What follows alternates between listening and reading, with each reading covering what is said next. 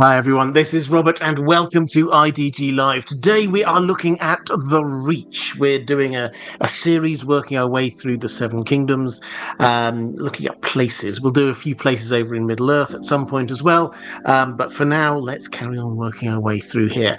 Last time we did the Iron Islands, we've done the Westlands and a few other areas before, so this time we'll look at the Reach. Now, by way of an introduction, obviously I've got questions from my patrons.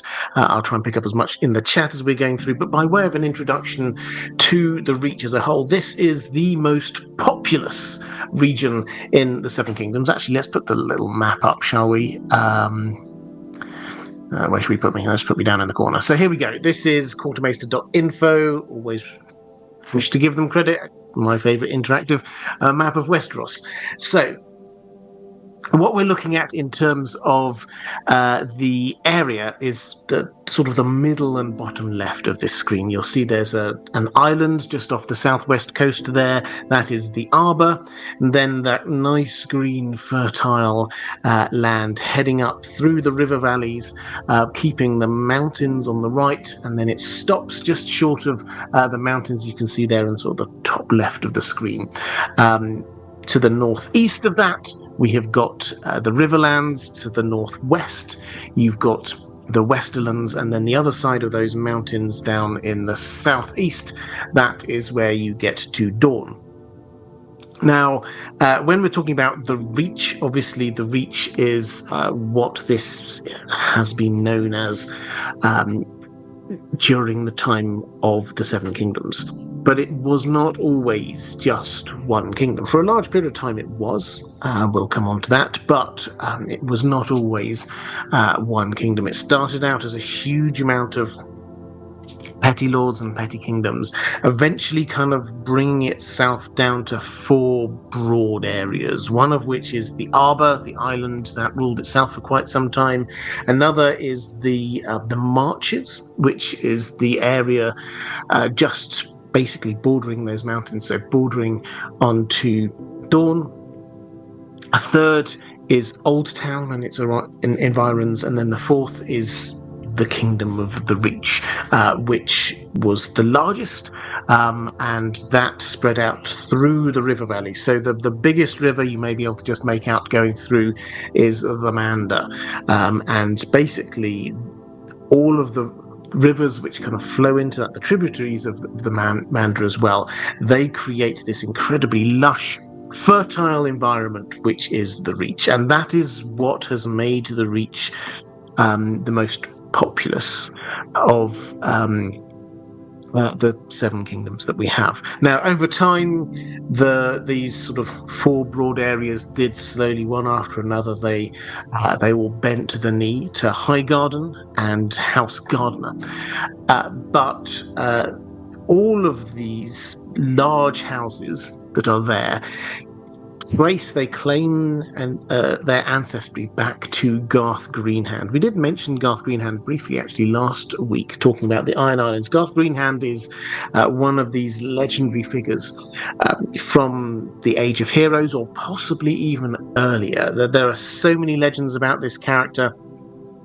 George R. R. Martin always reminds us that these kind of characters from way back in the mists of time, we're not getting true stories of what they are. We're getting legends. We're getting folk tales. And there are huge amounts of folk tales about Garth Greenhand. He's representative of a huge amount of fertility deities, basically, that we get in sort of Western European culture as well, where a lot of this is kind of based. And he had many children, and those children are often claimed by these various different major houses in the Reach as being their forefather. They are descended from Garth Greenhand, and that gives them in their eyes sort of a justification for their role and their primacy. But in terms of the area, you'll see that this isn't, it has some mines and things like that, but this is mostly agricultural land, rich, lush, fertile. It's the second richest of the seven kingdoms, the richest being the Westlands on account of all the gold mines and the like. But they can put out the largest army. They've got a huge navy just off the Red Wine fleet, based in the Arbor. That is one of the three largest fleets when we come to the time of A Song of Ice and Fire. House Hightower have a very strong fleet as well. And a lot of the houses, particularly in the marches, have very strong kind of martial reputations. So this is, of all, we don't often think of it like this, but of all of the parts of the Seven Kingdom, this is probably the one which has the greatest military weight. You wouldn't wish to put yourself against the Reach. They also, as well as that, they have this knightly tradition. So it's not just them calling up a whole bunch of lads from the farms with their hoes and their sort of pointy sticks. That they have this great knightly tradition, and this comes from their Andal heritage. Again, I'll touch on that in just 1 second, where being a knight, being valorous, showing great etiquette, this is the height of culture. And if you're thinking of like this idealized Arthurian legends, or the French cavalry, the knights in their shining armor, that's the kind of feel that we've got going on here. And when you read about places like Highgarden and its environs, then it sounds almost idyllic. You get fields of golden roses of many different colours, pleasure boats slowly floating down the river, islands where you can stop off and have a picnic while you're serenaded by bards. This is the height of knightly virtues is here, and chivalry is here. Now, where that has come from is the fact that the Reach has, over time, when the Andal invasion happened, the Reach had time to see what was going on. Whereas we were talking a long time ago, we were talking about the Vale of Arryn. That's where the Andals first arrived, and they had to react straight away. The invaders are coming. How do they cope? Do they fight? Do they try and make an alliance with them against one of their other rivals? What are they going to do? The Andal invasion, it wasn't just one big invasion fleet. This took place over hundreds, if not even thousands of years, this kind of drip, drip, drip of aggressive immigration, which meant that down in the Reach, they had plenty of time to figure out how they're going to react to this. Their fleet was strong enough that the Andals couldn't come around the south of Westeros and start landing on the west coast. So they were waiting until they sort of moved through the Vale of Arryn, through the Riverlands, and then finally reaching the Reach. And very broadly, they decided, well, we'll just sort of adapt. We'll welcome them in. We'll marry them into our families so that they don't then wish to attack us. Some of them adopted their religion, the faith of the Seven. Eventually, they pretty much all did down there. And they made this a welcoming environment. So the Andal invasion didn't feel like an invasion so much when we come to the Reach. And the Andals brought with them their traditions, that they brought with them their religion, and they brought with them their chivalric codes. And it was in the Reach that these reached, pun not really intended, their heights. Now, you will get the Knights of the Vale claiming that they were sort of the first and the best and things like that, but really nobody doubts that if you're there looking for tourneys, if you're there looking for what this kind of idealized chivalric life is like, it's the Reach. Now, we've talked all our way through this without mentioning the big families. I'll just mention, we can talk about more as we go along, but I'll just mention three to start with. The first is House Gardner. House Gardner claim descent, as many do, from Garth Greenhand and Garth Greenhand's first son, Garth Gardner, Garth the Gardener. All of they took the surname Gardner after that, and they based themselves in Highgarden. Now, they had, after some time, they realised that they needed stewards, basically hands of the king, to be looking after their kingdom, and that's where the Tyrells came in. The Tyrells served as eternal stewards. So after 2-3 of the Tyrells in a row had proven to be worthy, this then turned from being well, who do I choose as my steward? Well, who's the next Tyrell to come along? So the Tyrells were, for thousands of years, they were not quite the second in command, but they were the people who administered the Reach. And they did intermarry with the Gardeners, I think 10 times over the years as well. So when you get to the Targaryen invasion, Aegon's invasion, and you get to the Field of Fire, where House Gardner, along with the Lannisters as well, but the Reach tried to oppose the dragons and found out the hard and hot way that that's not a very good idea. The Gardeners were wiped out, but back home at the base, the stewards, the Tyrells, were still there. And so when Aegon comes up to Highgarden, the Tyrells, understandably, they just fling open the gates and say, "Welcome, our new lords and masters, come this way." And as a result, Aegon chose the Tyrells to be Lords Protector of the Reach.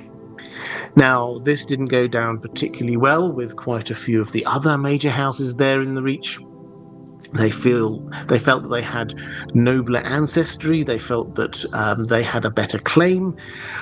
But it was Aegon's choice, and what Aegon chose whenever he had to do this kind of thing was who was most likely to be loyal to him. And the people who'd proven their loyalty were the Tyrells, who had not been there on the Field of Fire, so they'd not opposed the Targaryens at all. These other houses had been there. So the Tyrells took over as heads, Lords Paramount of the Reach, but quite a few of the other lords consider them up-jumped stewards, basically. Now, the situation isn't quite as bad as in the Riverlands, where the Tullys really did never gain the respect of the other major lords. The Tyrells have gained the respect, but there is still a kind of a simmering grudge going on there from several of the houses.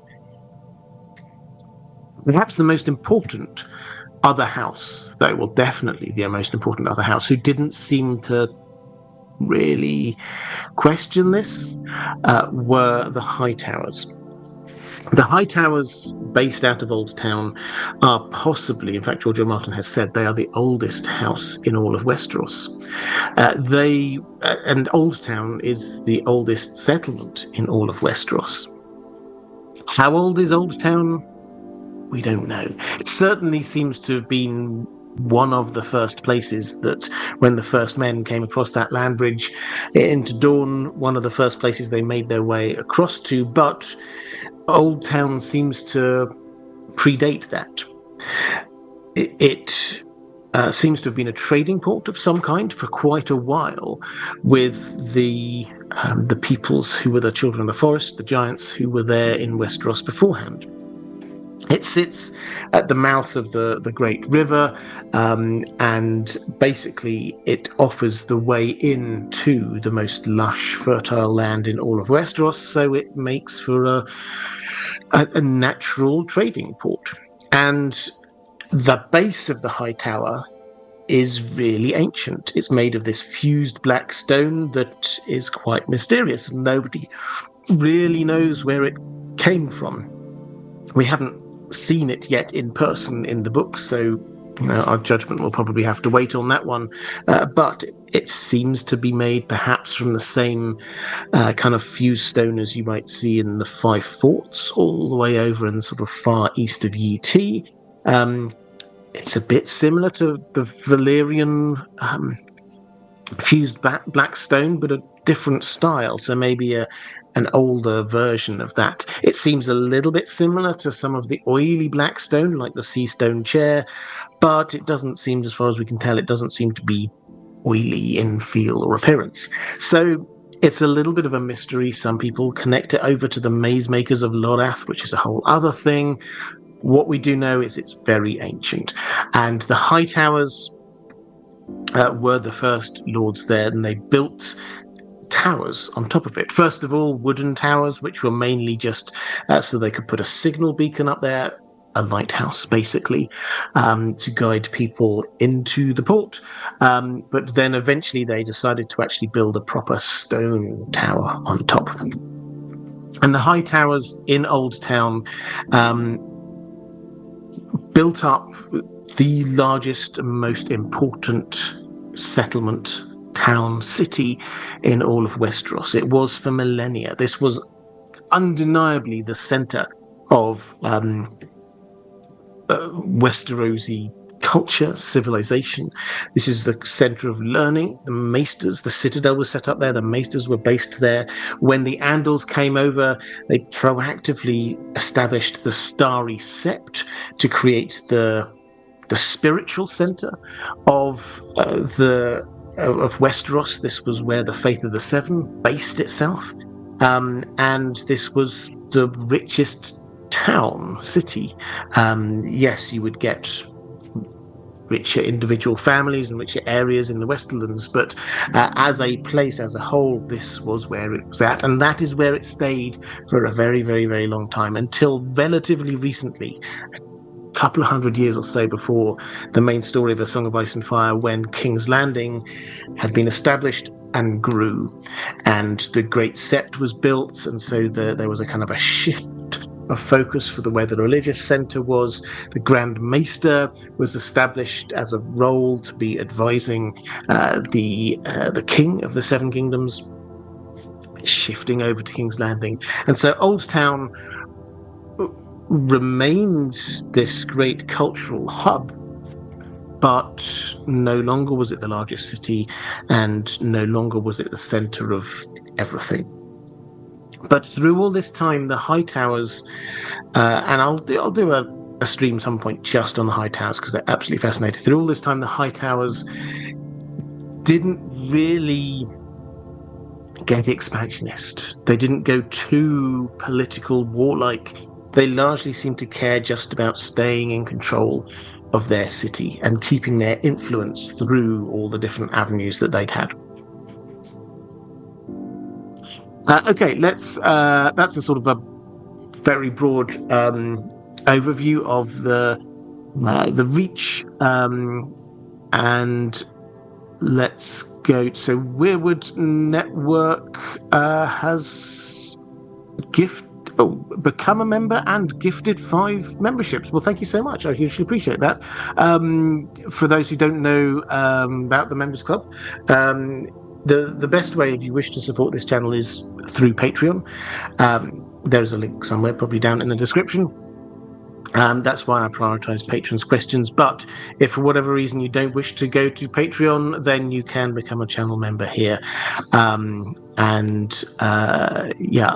you get things highlighted there in the chat, and I'm much more likely to see it. Let's go to a question from Lady Vaughan Strauss, saying, "Greetings, Robert the Human and Dan the Dog, and to you.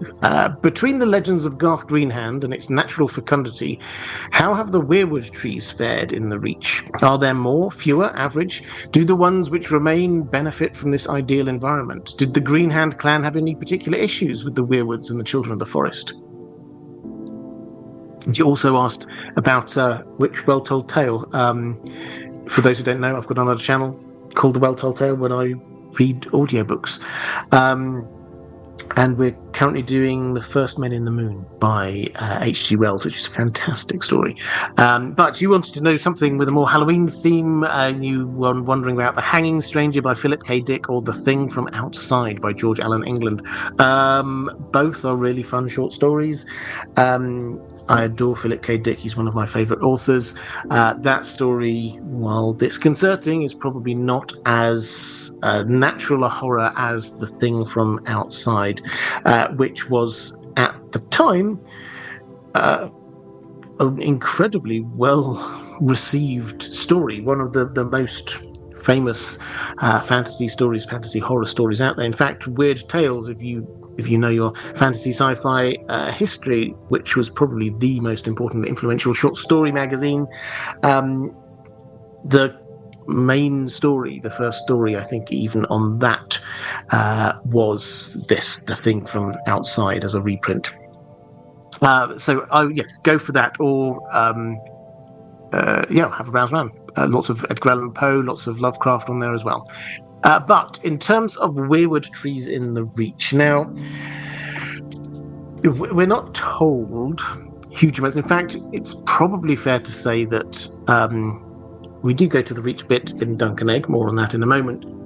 But in the main story, we've not spent much time in the Reach, it has to be said. We've not been to Highgarden yet. We've just had a chapter really in Old Town, so we've not spent huge amounts of time there. So we've not had huge amounts of evidence of, oh, here's a weirwood tree and here's a weirwood tree. We know of 2 weirwood trees. There's definitely one, Sam sees it in the oldest part of, what appears to be the oldest part of the Citadel, when he sees that there. There are also, in Highgarden, we know there are 3 weirwood trees that grow really close to each other, and so close that it almost looks like they're just one tree, and they're known as the 3 Singers. So those are the only 2 that we really know about specifically. In terms of overall history, this was First Men. All of this was First Men. It did convert, by and large, pretty much entirely over to the Faith of the Seven. Now, that doesn't mean necessarily that everybody chopped their weirwood trees down. It will mean that quite a few did, but the Andals, having reached the Reach, they kind of reciprocated the way that the Reach houses opened up in a kind of a spirit of welcome and friendliness.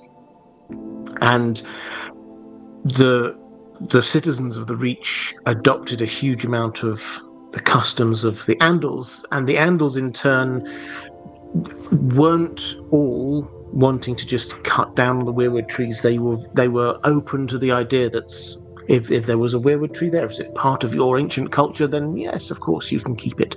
So there are definitely fewer than there are in the north, and there are definitely fewer than there are, as far as we can tell, in the Riverlands, because in the Riverlands there are still quite a few families dotted around there, particularly in that kind of like crescent in the kind of the north of the Riverlands. There are still quite a few weirwood trees around there, but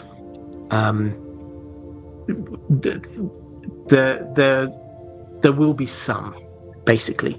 Not out in the wild.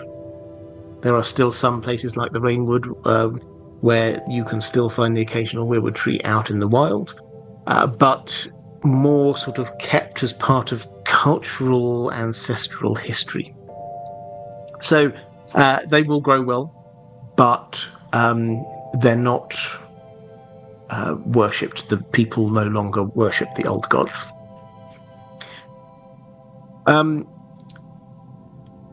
Let's go to Hermione, saying the Maesters and the Citadel seem to have their own opinions on magic and the Targaryens. Get rid of it. How do the Hightowers fit in? They have tremendous influence in the Reach, and especially in Old Town. Do they support the Maesters, or do they secretly oppose them? Well, this is an interesting one, because the short answer is that the Hightowers sponsor the Citadel. So the high towers are inextricably linked in with the citadel and the maesters. They bankroll them. The high towers set them up. It was a high tower, Percival the Twisted, I forget his exact name, who was a son of Lord Hightower, who he wasn't going to live long, but what he loved was learning and discussing things. And so, as a sort of a gift to a dying son, really, Lord Hightower brought a whole load of these learned people or learned men from around the world and gave them a bit of land there in the citadel, in Old Town, which became the Citadel. And so the High Towers set this up in the first place. And as you read through the history, particularly in things like Fire and Blood, you see again and again how the High Towers are very strongly linked in with the maesters. There are High Towers who go off and become maesters.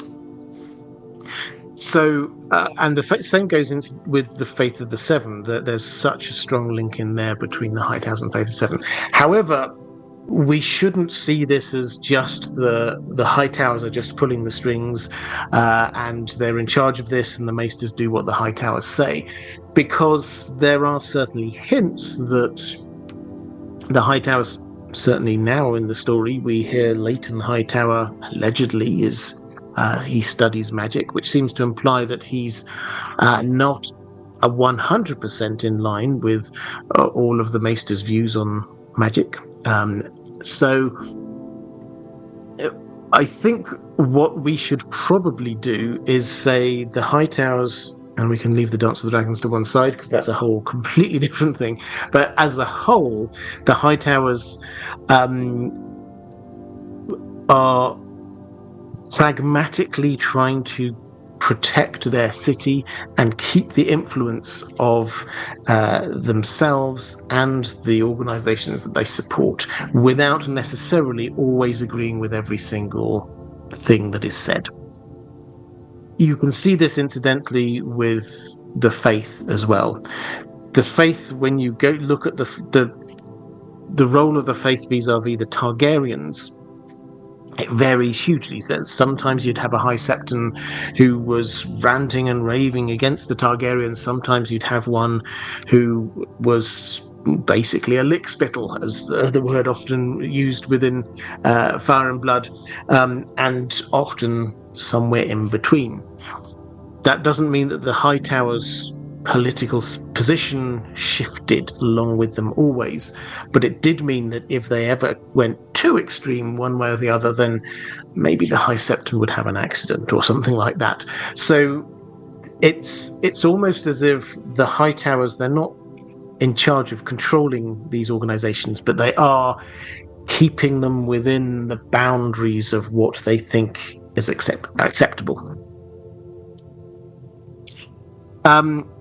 Right, let's have a quick flick into the chat. Rhoda Leader saying, "Hey peeps, sending love to the moderators who keep this chat a safe space."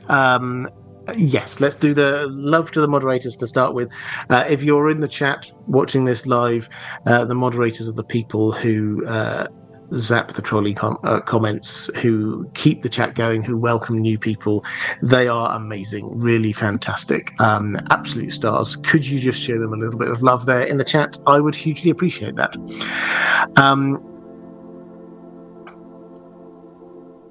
Michelle Rimo saying there has to be some sort of contact with people from the great empire of the Dawn. They had the ability to create that, and well, the High Towers I think came from there. They had mariners. Yeah, so this is where did the original High Towers and Old Town come from? Is there a connection across far off to the east? I instinctively, I think that's probably right. Instinctively, it feels like Old Town predates the first men coming into Westeros.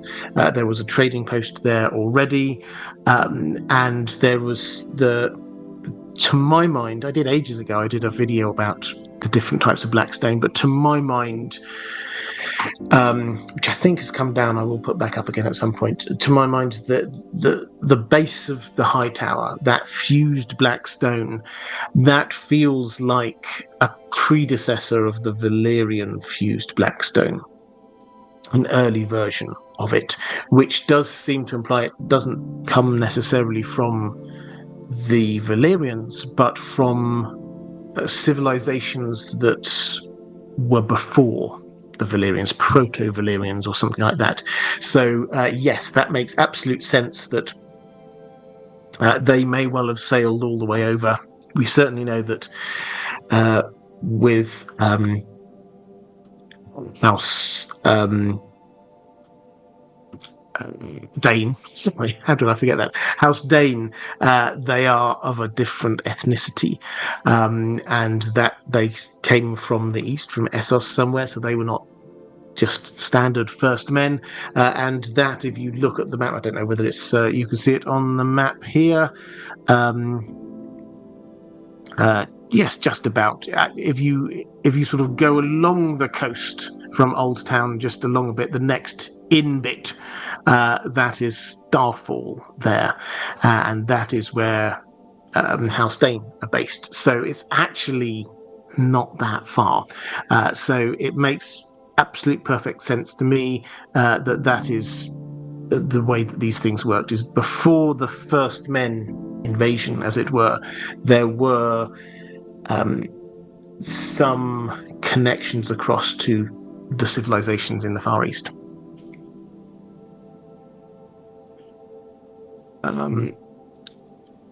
Let's go to Levac saying, hopefully Robert will pick this up. Last live stream, I voiced the opinion that the red wines are one of the friends in the Reach. I'd love to hear who I think the friends of the Reach are and why.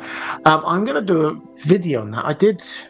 I meant to write that down last time. I did spot the comment and think, oh yes, because I'm doing a sort of very long, slow series of videos, some with history of Westeros, looking at Varys and the big Varys plan with Aegon the Sixth, and all that. I've just finished writing the most recent one, which is looking at Varys's informant network, basically. But we've got previous versions of that. What are Varys' motivations? A lot of his early work in laying the groundwork within King's Landing for his upcoming invasion, for that's what it is. But later on, who these friends in the Reach might be, I think is quite an interesting question. For those who don't know, then this comes from when he comes down to talk to the Golden Company, and it's the discussion, well, who else is going to be supporting this? He's not got it. When he first arrives down there, he heads down, we see his team. It's the Shy Maid, less Tyrion, obviously, who's left them by this point, but it's John Connington, it's the whole gang. Actually, there's only like 4 or 5 of them, but that's kind of got the makings of a proto small council, but he needs an army. And so he goes to get the Golden Company, but then the discussion is, the Golden Company are great, but do you want them to invade an entire continent? You will need to have support in Westeros. And then the thought comes up, well, we've got friends in the Reach. Who might they be? I think, I'm going to follow this train of logic down, so I will give a full answer when I do that video. I think that's a possibility. I think it doesn't seem likely to be the Tyrells. I think that the High Towers, that they're very big and important, but it's more likely to be a number of these medium-sized, slightly disgruntled families who feel that maybe they've got a better claim to the being Lords Paramount of the Reach in the Tyrells. So those are the groups that we need to be looking at, I think. But I will, as I say, I'm going to do a full video on that one, so keep an eye out for that at some point. Okay, let's go to Fred saying the Reach is probably the richest kingdom because of its agriculture, but it's also the most boring kingdom. Well, it's listed as the second, or listed as, George R. R. Martin doesn't really write lists like this, but it's generally accepted to be the second richest behind the Westerlands. That's just because the Westerlands has got gold. But it certainly seems to have the most people, it certainly seems to have the best agriculture, and the most trade and most developed economy, you would say. And whereas I'm sure there's sort of arts and culture spread right across the Seven Kingdoms, the Reach is where we kind of hear more about that as a pastime. In the north, they're far more focused in on how do we prepare for and survive the winter when it's coming in. The Iron Islanders have got their own things that they're really wanting to focus on. You kind of get the impression that left to their own devices, the people of the Reach would be very happily just having tourneys and singing songs and just having a lovely life. Whenever I get asked, as I do from time to time, where in the Seven Kingdoms I'd like to live, I think the only real answer is in the Reach. Maybe Old Town because it's so amazing, maybe in Highgarden because it's incredibly beautiful and the standard of living seems nice. Yeah, it seems like a really nice place to live. Boring, maybe from a story perspective, but they probably don't think it is. Let's go to Kelly Summers, saying, we hear a lot about the Riverlands being constantly torn apart by wars, partly due to its centrality and its agricultural potential. With the North largely staying out of goings-on below the neck, though, the Reach is nearly as central, and is also known for prime farmlands. Was it as highly contested and war-torn further back in history, and if not, why? Did the Gardeners, High Towers, Red Wines, etc. have a good enough power balance to be secure without much infighting? Well, there was infighting, and there were wars, both within what we know as the Reach, but also with Dawn and the Westerlands and even the Stormlands. Pardon me. But I think that the one way of looking at this is to look at a while before we get the Targaryen invasion. Old Town got hit 3 times in, I think it was 3 times in a century. They got raided really badly from the sea and overland, and the High Towers made the decision, okay, well, this is going to cost a lot, but we need to protect ourselves. So they built a massive wall around the outside of the city, and they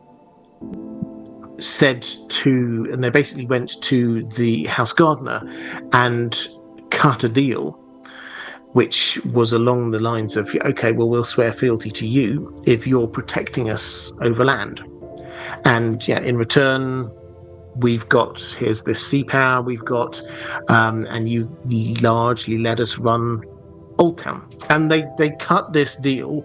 It's presented more as a kind of a bending the knee thing, but it really is just a deal. And the High Towers then felt, we're now safe. We've got our walls. We've got somebody who can protect us from land attacks. And so now really all we need to do is make sure that we're defended enough from the sea. And sure enough, after that, Old Town became a whole lot harder to actually invade, and wasn't raided for a very long time afterwards. And that's the kind of pragmatic feel that has kept the Reach as it was. It didn't have this one strong family who were always in charge, like you had the Lannisters in the Westerlands, for example. The Gardeners were in charge, but you can argue that for a very long time, most of that time, the High Towers were equally powerful as them. but they didn't have that vying for control. And that, I think, is probably where you see the difference. The Riverlands, people were always going through them to get to other places and raiding them because it's quite easy. In the Reach, they kind of worked out how to get along. And even the Gardeners had established a functional way of governing with their stewards. We don't really hear about these kind of permanent stewards elsewhere. This seems a very Reach thing. These guys are good at this. They can therefore be in charge.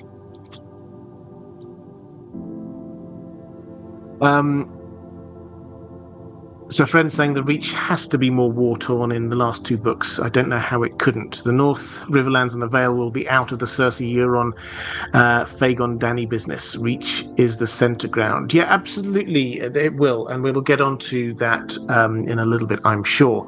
But we haven't had, as I say, the main point I think we have to keep on coming back to is that we haven't had POV chapters really in the Reach, or the Westerlands for that matter. The south and west of Westeros has not been in the story. We hear about what's going on in Casterly Rock or High Garden or Old Town, but we do not see it. Now, however, we're reaching a point where Sam has arrived down there, so that's definitely happening. Euron's doing things, and we've got a POV character in Aaron who we can see what's happening with him down there as well. So we will get action happening down there. Martin S. saying, "Evening, Robert. The first time I heard Old Town, I kind of got a little confused, thinking it was a historical original part of a city, perhaps King's Landing. That's how Old Town is often used. It is often used like that. George R. R. Martin uses this for not just the part of the city, but as you know, I'm sure it's for the whole place. And what is fascinating in terms of it being Old Town, nobody sort of disputes the fact. Nobody says, oh, but there's an older town here somewhere. This is so old that they don't even know where or how or when, or they know where, but they don't know when it was founded or why. Some of the names of things they have down there. So the High Tower itself is on an island, and that island is called Battle Isle. Nobody knows why. Surely that it means there must have been a battle on that island that was significant enough to name the island after it. But what that battle was, who was fighting in it, who won, we simply do not know. How old that base of the High Tower has been there, I don't know. How long before the first men arrived was there this trading port? We don't know. And so that, I think, is what he's trying to get here, is that it's the oldest bit, really, not just of like the Reach, but all of Westeros.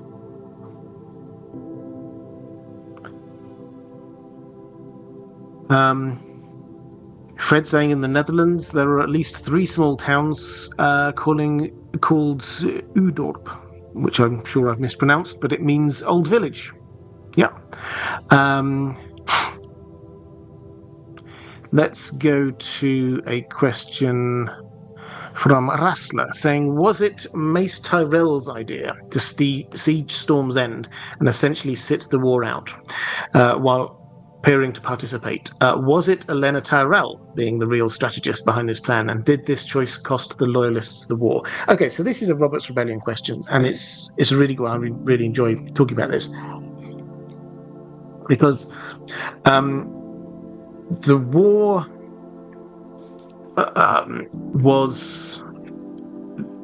it took a while getting started, it has to be said, and the armies of the rebellion were quite disparate. They were quite spread out. The rebellion started in the Vale, and we had John Arryn there, and he took a while gathering his army together because some significant parts like Goldtown still supported the Targaryens.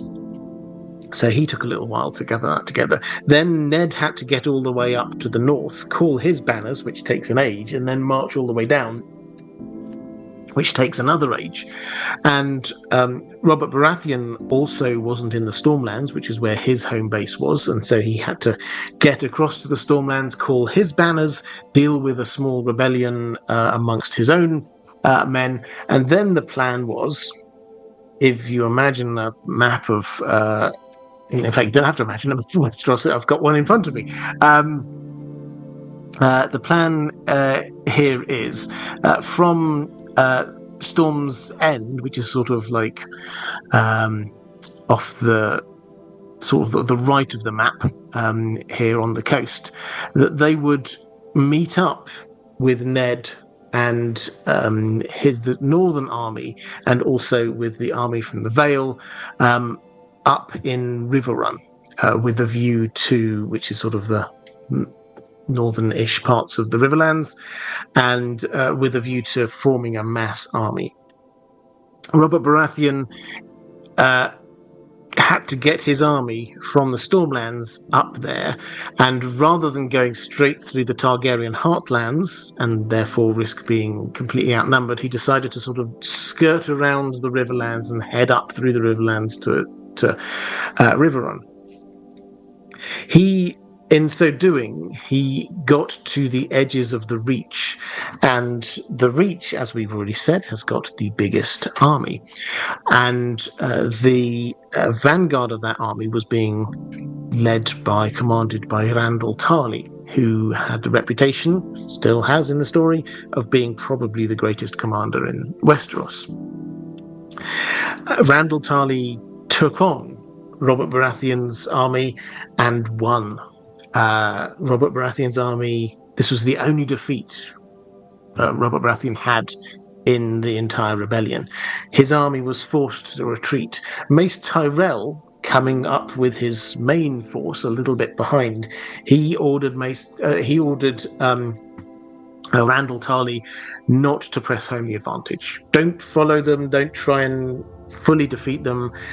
This allowed Robert Baratheon's army to regroup, and Mace Tyrell then made the decision, actually, we're going to go to Storm's End, where he's come from. So we're going to Robert Baratheon's home castle, and we will besiege that.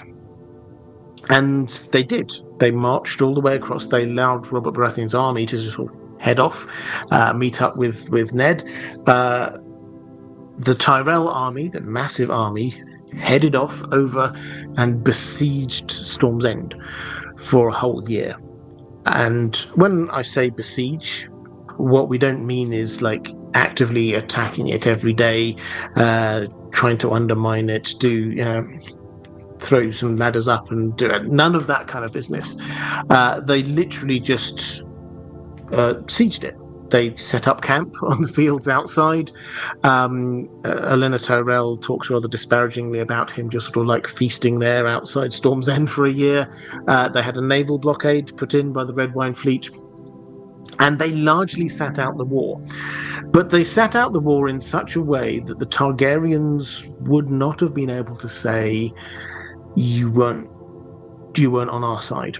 So if the Targaryens had won, then the Reach army, the Tyrells, would have been able to turn around and say, well, we won this first famous battle, and then after that we besieged the Heartland, Robert Baratheon's Heartland. We were doing good. We were doing things on your side. Now, that's a bit disingenuous, because everybody knows that this massive army would have been incredibly useful, not just sitting outside Storm's End, but more useful fighting battles against Robert Baratheon's army, Ned Stark's army, Jon Arryn's army. If they'd been there at the Battle of the Trident, then things may well have been very different, because I think they had like 50,000 soldiers. That this would probably have tipped the balance. The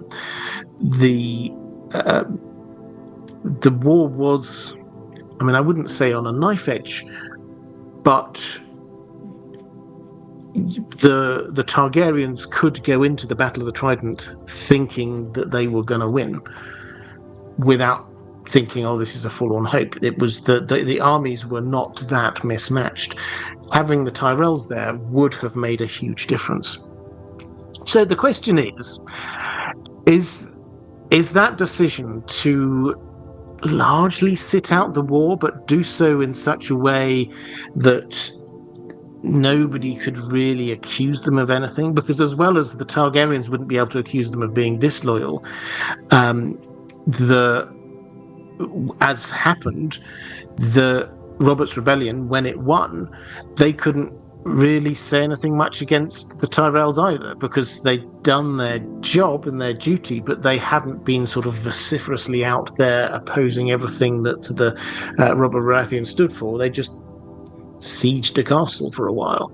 So it's a matter of whether or not you think that this was a stupid move that came good, or a very clever move. My instinct is that this was indeed Olenna Tyrell, just behind the scenes, suggesting a way to actually get through this. If you see the players of the game here realize that this was on a knife edge. You had two sides here. You had Robert, Ned, and Jon, and then you had the Targaryens, and they, no matter what, were going. They were going to be fighting each other. There was nothing you could do to persuade either of them. Then you had most of the other players just kind of holding back a bit. The Dornish didn't really want to get involved. Eventually, they had to, when the Mad King started threatening Elia and her daughters. And at that point, they had to get involved. The Lannisters, Tywin Lannister, so that was Doran Martell, and Tywin Lannister, as we know, he sat in Casterly Rock and just waited to see who won the decisive battle, and then went in on their side. These actual players of the game held back and waited to see what was going to happen. And the Tyrells, seems like they did the same. And it's a much bigger question as to whether Mace Tyrell is as big a buffoon as he comes across as. But if he is, then this was definitely Olenna. But either way, I think this was calculated.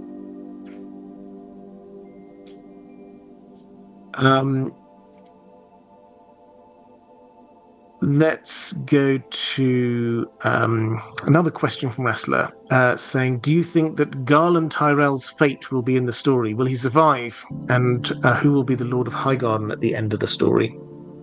Well,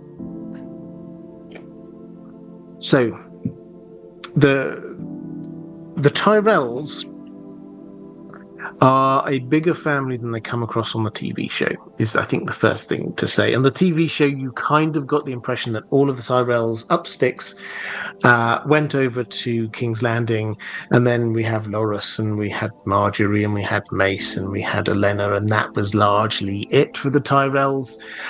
In the books, it's very clear that they had, there's another couple of brothers. Garland is the second oldest brother. He seems a really good guy, actually. Whenever we come across him, he seems pleasant, he seems insightful, and he also seems to be an incredibly good fighter. Loras, who is recognized as being one of the greatest fighters in the land, says that whereas he personally might be slightly better at the jousting, Garland is better than him at hand-to-hand. It's just that he doesn't really go for the glory, so he doesn't really enter the tourneys, and so people don't really know about this. he apparently actively practices against 3 or 4 opponents at a time, for the reason that he thinks that in a real battle you're more likely to be surrounded by people rather than just sort of one-on-one, and so he wanted to make sure that he was ready for that. He is the person in the books when the army comes in to rescue King's Landing. The Lannister Tyrell army comes in. Somebody's wearing Renly Baratheon's green armor, and it's him. And people say this is the ghost of Renly, but it's not. It's Garland, and he is there right at the leading the forces in. And I say that he comes across really well. He does. He has a word with Tyrion and basically says, I saw what you did with the defenses there. I thought that was really good. Well done. At a time when Tyrion was getting no attention at all, really. Everybody was just like ignoring him and making out that really this was his father coming in and saving the day. He's there brokering with Sansa this idea of maybe getting him to marry the other brother. And when she's really quite on her own in King's Landing, we don't really notice it, but he is there and he gives her some kind words as well. So he seems like a nice and good guy, and also competent. So what's going to happen? Well, he gets given the estates of House Florent, they're married to Stannis, and so they're basically their lands are taken away from them by the crown. And he is given that, and he's now made the new lord there. So he heads off out from King's Landing to go and claim these lands. However, while he's out there, before he gets to really do anything about it, then he hears about the Shield Islands being attacked, and the Reach are suddenly aware of the threat from Euron. So he starts gathering an army to go off and do something about that. So that's where we kind of leave him. He's never central to the action, but he's always there somewhere in the background, and he seems quietly quite heroic. So what's going to happen to him? I have a feeling that he is going to be one of the central characters in opposing Euron down in the Winds of Winter. He will be possibly leading the Reach army down there. Will he survive? I think it's entirely possible that he might survive.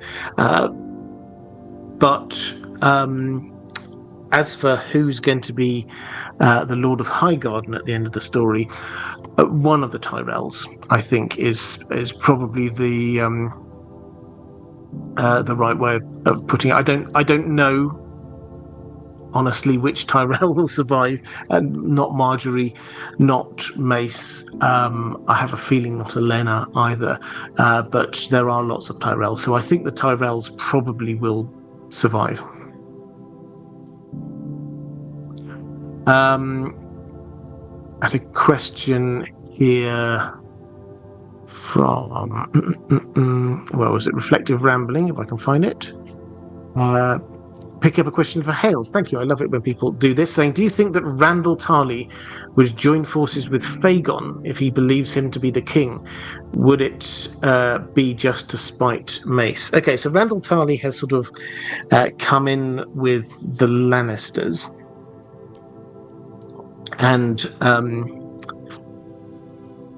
when Fagon, I think we need to take a step back and say what's going to happen here in terms of the iteration of events, because joining Fagon to spite Mace is probably the wrong way around here, because where we left off at the end of A Dance with Dragons is that we get Kevin Lannister has been murdered, and the Tyrells are framed.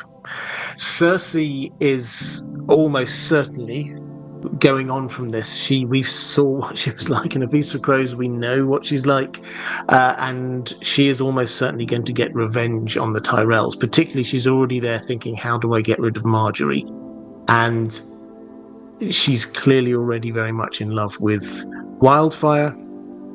Whether it's exactly the same as happened on the show, as in blowing up the Great Sept, it wouldn't surprise me if it's that. But something along those lines Cersei is going to be doing to get rid of the threat from the Faith and the High Sparrow, and the threat from the Tyrells as she sees it. Now, when that happens, Mace, who is a family man, is going to be livid. Now, Mace has headed out. We get reports he's headed out down to Storm's End, which has, again, we have reports, fallen to Fagon. So what does Mace do when he gets to Storm's End? We know what he did last time. He just camps outside. He's not really a great war leader, but he has gone down there with a big force. Now, what might happen when they get there? Well, news comes to him that Cersei has, and he might not know it's Cersei, but I think he'll be pretty clear, has killed Margaery and taken on the Faith of the Seven and basically gone full Mad Queen. What does he do? Well, maybe he joins forces with Fagon, because Fagon is going to be there to try and overthrow Cersei. So actually, suddenly, he's going to be on Cersei's side. So so what we then might find is that we get Fagon, who comes to take King's Landing, who finds himself with an alliance with the Tyrells and with Dorne. This turns from being just like this tiny invasion to, oh, actually, you've got quite a lot of support going on here. So what will what will Randall Tarly do? Would he join forces with Fagon? I think he probably would be told to. Whether he would do is another matter, I think, because I think he does. He instinctively doesn't like Mace, and instinctively would want to be on the other side if he thought that he would survive. Let's go to a question from Wilma Quanta. I've mispronounced that, I know. Quanta? But anyway, thank you very much. Saying, hi, Robert. Hope everything is well. Long time since I dropped a super chat. Thank you. Do you think Sam will claim or steal Heartsbane to use against the others? Will he give it to some great fighter, like in the show? Possibly. So he's down in where we've left this in the books. Is he's arrived in Old Town. His plan is he's going to take Gilly, drop her off with his family. His dad's not there, and they will probably welcome her in and go, okay, fine, so you're going off you're in the Night's Watch, you're going to go to the Old Town, okay, we'll find her somewhere here. So that seems the same as what happened on the show so far. Sam will spend some time in Old Town, but then at some point Euron's going to start attacking it, and probably off the back of that, Sam will have to escape. And maybe by that point he's discovered some great bit of knowledge that he thinks will help up north. Maybe he sees what's happening up at the wall and thinks, actually, I need to go back up there. Anyway he goes, I think he will go back and pick up Gilly. It makes 100% sense that he might as he has grown as a character, and as he now thinks and knows that one of the few things which we know is going to be effective against the army of the dead is Valyrian steel, it makes sense that yes, he will take it. Now, I don't know that. It's what happened on the show, but that's one of those things that happened on the show that I thought, oh, yeah, I can see that happening. Maybe not in exactly the way they showed it, but something along those lines. When he gets up to the wall, if we follow this train of logic, and the further down the train of logic we go, then the more likely there are other random things happen. But when he gets up to the wall, is he going to be there saying, right, I've now got a Valyrian steel sword, let me at them? No. He would probably give this to Jon and say, distribute this to who, well, if Jon's around at the time, obviously, distribute this to who you think will make best use of it.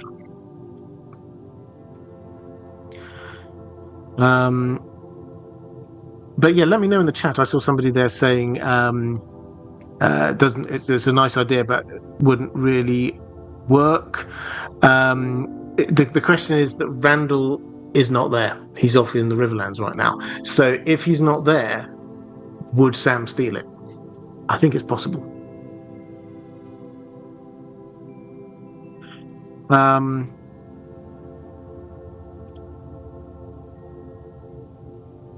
Derry's read it before, saying maybe Fagon helps against the Walkers too. Randall would then be a player in that battle. Yeah, I mean, it's possible. The thing is, though, that what we've got is he's not really engaged with the idea about what's going on up the wall yet. Nobody really in the South has. His focus is on claiming the Iron Throne. And so for a goodly part of this next bit of the story, that's what's going to be happening. And I suspect that by the end of the Winds of Winter, he is going to be in place in King's Landing, at which point Dany is going to be arriving. She is also, although she is increasingly going to be having people telling her about this, she's got...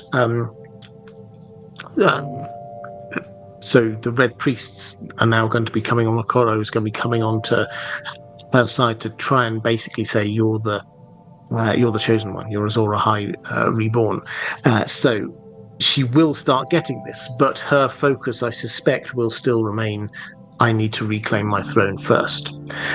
Particularly if they rediscover this old prophecy. This is quite a digression away from the Reach, so I will keep this short. George R. R. Martin has told us that this, or probably I should be more exact, the showrunners, Ryan Condal, told us that it came from George R. R. Martin, this original idea that Aegon the Conqueror had this vision of the White Walkers, or the others, which is what prompted him to invade. Now, we don't know all the ins and outs of the detail that he might have said here, but this does come from him, which means that something like this is happening in the books. On the show, the way they went with this was emphasizing heavily that the role for Aegon was to unite the Seven Kingdoms and for a Targaryen to be sitting on the throne. And that matches up really well with what we know from Aegon and what he did. He went in, he tried to conquer all of the parts of the Seven Kingdoms, as they would be.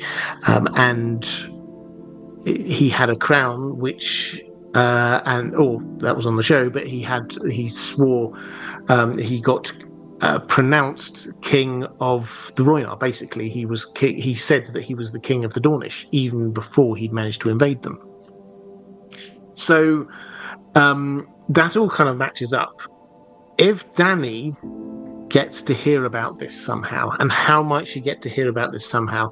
Well, if Shira Seastar is Quaithe, got a video on that coming out tomorrow, incidentally, then maybe she might say, or there's another possibility, which is a thing that George R. R. Martin said a while ago in answer to a question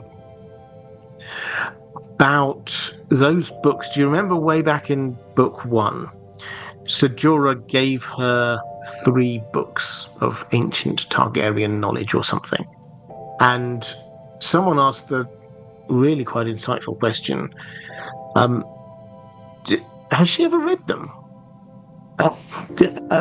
Because we don't really hear about them. And George R. R. Martin said, "That's a good question. She's not really much of a reader, actually, is Dany. But do you know who is? Tyrion. And do you know who's heading down to Meereen right now? Tyrion." And so the clear implication is that Tyrion is going to be reading those books. What is he going to discover in them? Well, maybe a little bit more about dragon lore, maybe some hint of this prophecy. Because if those books were not just family heirlooms that Jorah took with him from Bear Island, and why on earth would House Mormont have ancient Targaryen books? Then these are things that he picked up in Essos, and they therefore won't have been destroyed by Baelor the Blessed or whoever else we might blame for the loss of this prophecy. So it may well be preserved. May well be preserved in those books. It's a long, quite sort of nuanced take, but I think there's a fair chance when Dany arrives that she will have at least a reasonable idea about this. It's just that she probably doesn't know that time is happening right now until someone from the wall comes down and talks to her personally. But the short version of this is that Fagon will not know or won't know the seriousness of it. Dany may know, but may not take it seriously in the first instance.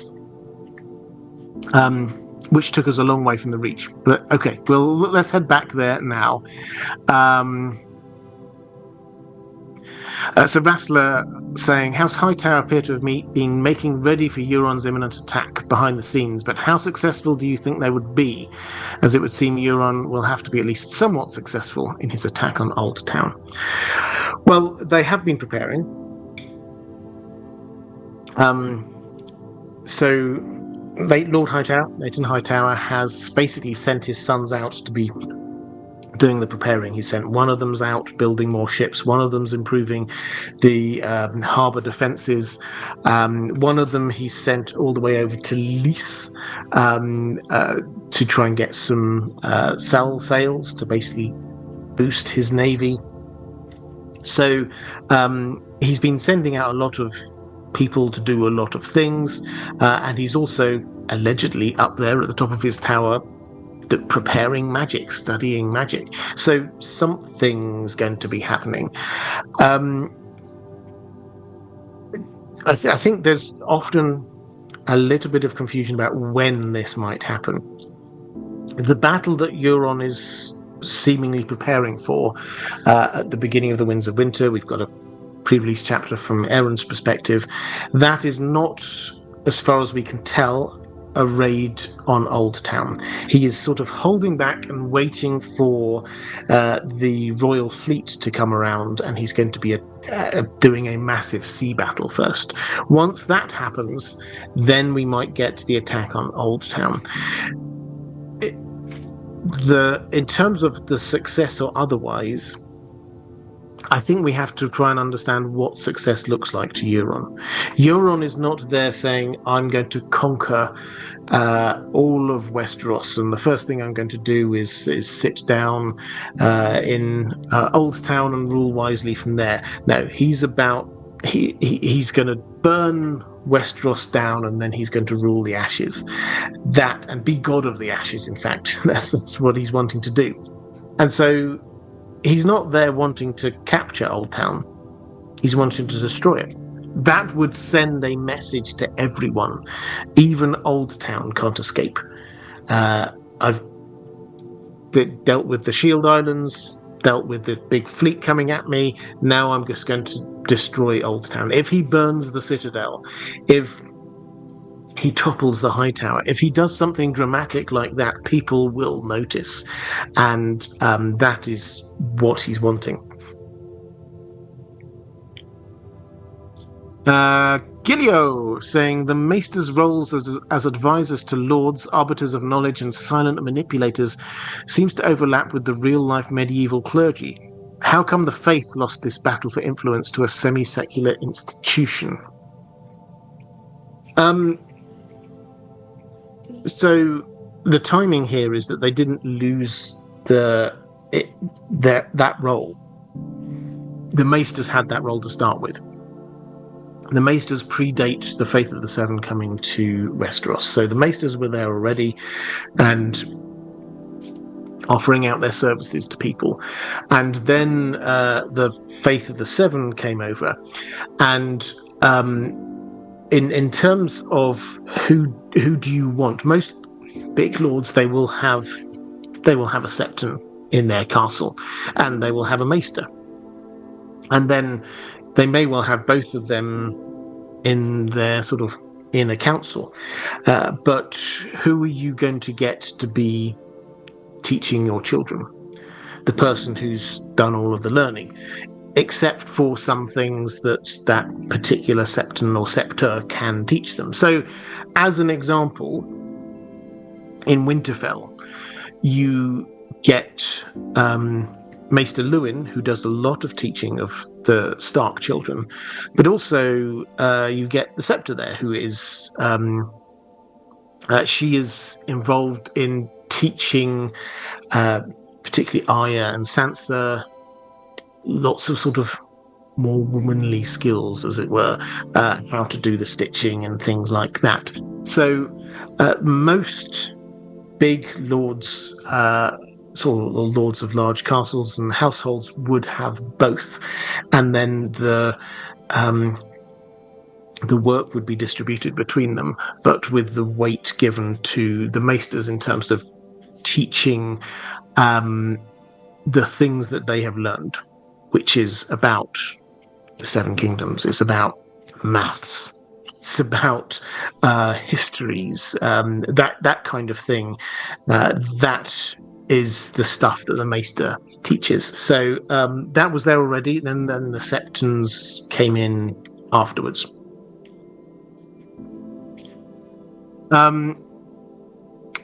So Ranabin Mitra saying, in the House of the Undying, Dany gets told that from a smoking tower, a great stone beast took wing, breathing shadow fire. Also, Melisandre sees a tower crumbling into the sea in her flames and mistakenly thinks that to be Hardhome. Therefore, is this what will happen to Euron after his siege of Old Town and the destruction of the High Tower? And you say, in a recent video with Aziz about the Mad King, I speculated that the Mad King genuinely believed in turning into a dragon. Aerion Brightflame probably believed the same thing. So, is it possible that we get Leighton Hightower and his daughter Malora, or Malora, I never really know how to pronounce that, that they could be doing something the same? And you credit Amanda, the Disputed Lands, and David Lightbringer for that. I've not seen their videos on this one, so I don't know what they say or what evidence they've got there. I do like, and I sort of vaguely referenced it a little bit earlier, I do like this idea about the fallen tower, the High Tower. So we get this from a smoking tower, a great stone beast took wing, Melisandre seeing a tower crumbling into the sea. It is certainly possible, as somewhere that is about to be attacked with a very notable tower, that we are talking about the High Tower. If that does fall, what will come out of it? Surely the High Towers will have some kind of defense mechanism. So I do like the idea of there being some great stone monster that is there in the High Tower. If only because it kind of supports my longer-term thought about what happens in the Crypts of Winterfell, which is that the statues will come to life there and rise up out of the ground, and that is what that magic is. And I think that this would sort of foreshadow that a bit. If out of a tower collapsing then comes some kind of great stone sort of monster in some way, a stone beast taking wing, breathing shadow fire, not a real dragon, but this would sort of fulfill a whole load of prophecies. It will make people wonder what on earth is going on down there. I always come back to this thought that every book in A Song of Ice and Fire brings it more and more high fantasy. Book one, other than the prologue, the very last bit when dragons get born, and a chapter or so with Bran having dreams, is very low fantasy. People hardly even believe in magic. It doesn't play a part in the story at all. Book two, we start seeing a bit from Melisandre, just a few things dropped in here and there. Book 3, 4, 5, as we go along, we're getting more and more magic. We're getting the dragons are growing stronger. We're getting tree wizards. We're getting prophecies. All of these things happening all over the place. By the time we get towards the end of this, the magic is going to be right skyrocketing. So expect magical defenses for Old Town. And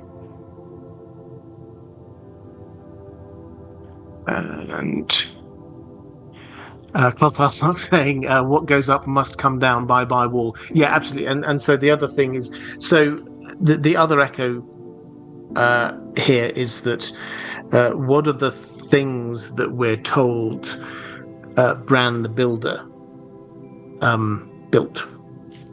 Winterfell, the Wall, the High Tower, maybe Storm's End.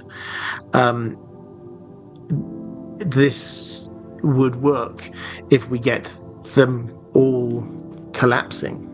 Winterfell's already been destroyed. What if the High Tower falls? The Wall is destroyed. Is there a chance Storm's End's going to get destroyed? Well, yeah, I mean, there's certainly going to be battles and things happening over there. So all of these things, if they were all built at roughly the same time by roughly the same person, for them all to fall does kind of work. And the fall of the High Tower, as it's symbolically connected to the wall, because we're told you can see the wall from the top of the High Tower. Almost certainly not physically, but you can.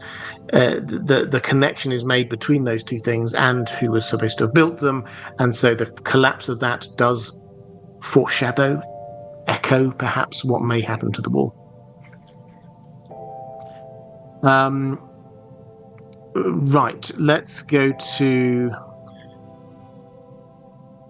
which is my next question. Diego Godoy saying, do you think that Elena Tyrell could play a role in a future Duncan Egg story? Yes, 100%. In fact, I'll go as far as to say she should, assuming we get that far in the stories, because it will be quite a bit later. So, Elena Tyrell, the Duncan Egg stories, in terms of timing, the Duncan Egg stories are far enough back that the world seems quite different to the world of A Song of Ice and Fire. But so even in the very beginning, we start to see a few characters that are very, very old in A Song of Ice and Fire, are very, very young in Duncan Egg. We hear talk of Maester Aemon. He's Egg's brother. There's a passing reference to Walder Frey. We see Walder Frey as a snotty-nosed kid, obnoxious even then. You get these passing references to these characters. As we go through the story, we get closer and closer to the main story of A Song of Ice and Fire, and more of these characters will start appearing, and we will start seeing them in their younger forms. And one of those people who will be around will be Elena Tyrell. She won't be Elena Tyrell at the time, she'll be Elena Redwine. Now, when I say that she should definitely be involved somewhere along the line, is that when Egg becomes king, he has this thought that he wants to be a good king, he wants to bind the Seven Kingdoms together. And he seems to, initially at least, we don't know what happens. He does seem to go through a little bit of a character shift that we see through the histories, but we haven't yet seen in the Dunk and Egg stories themselves. He seems not to want his children to marry each other in the way that previous Targaryens and future Targaryens do. And so he arranges marriages. He has 4 children. He arranges marriages for his 4 children to lords and ladies around the land. Now, the one which gets the most attention is his eldest son, Duncan, who gets engaged to the daughter of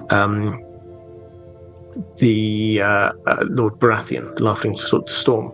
And that gets broken off when Duncan, who's the crown prince at the time, he just goes off and marries Jenny of Oldstones. So that's a significant story. That will almost certainly then Dunk goes off and has to do a one-on-one combat, a trial by combat over this. It gets quite messy, and that will almost certainly be a Dunk and Egg story. But one of the other people who was due to be married was his son Daeron, and the person he was engaged to was Olenna Redwine. Now, they were still very young at the time, but that got called off because, the strong hint is that Daeron was gay, and Olenna realised this and didn't want to marry him.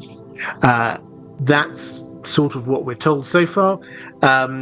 What happens to her, though, is that another one of these marriages was with another daughter, proposed marriages, Shera. Not Shira, Shera, Shaera. She was engaged to Luthor Tyrell. And then that got split up because Shera then married her brother. So what does Olenna do? Well, the two, they're not really spurned lovers, but the 2 people who should have been marrying Targaryens and they miss out on that opportunity marry each other. So Olenna marries Luthor Tyrell, and that is how she then becomes the matriarch of the Tyrells. Incidentally, Luthor Tyrell seems like quite a interesting, fun character. She seems to remember him reasonably fondly, and although she is quite disdainful of him sort of being a little bit distracted by stuff, the extent to which apparently the way he died was he was on some kind of hunting trip, hawking on his horseback, and he was looking up in the skies and didn't even notice that he was riding his horse off the edge of a cliff. Apparently so. Whether or not that's actually what happened, we do not know, but she sort of, the story gets repeated in a kind of an almost loving way. But yeah, so that's how she married into the Tyrells. And almost certainly we will see her in the future, Dunk and Egg.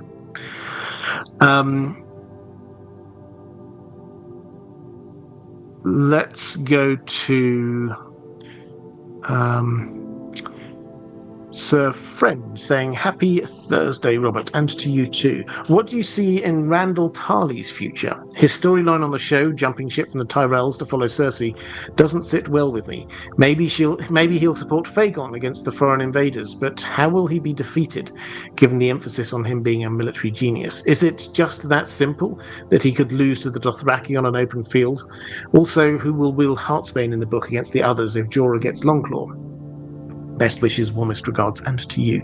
Heartsbane I've already covered. In terms of what does he do, well, to say at the moment he is being relatively loyal to the Lannisters.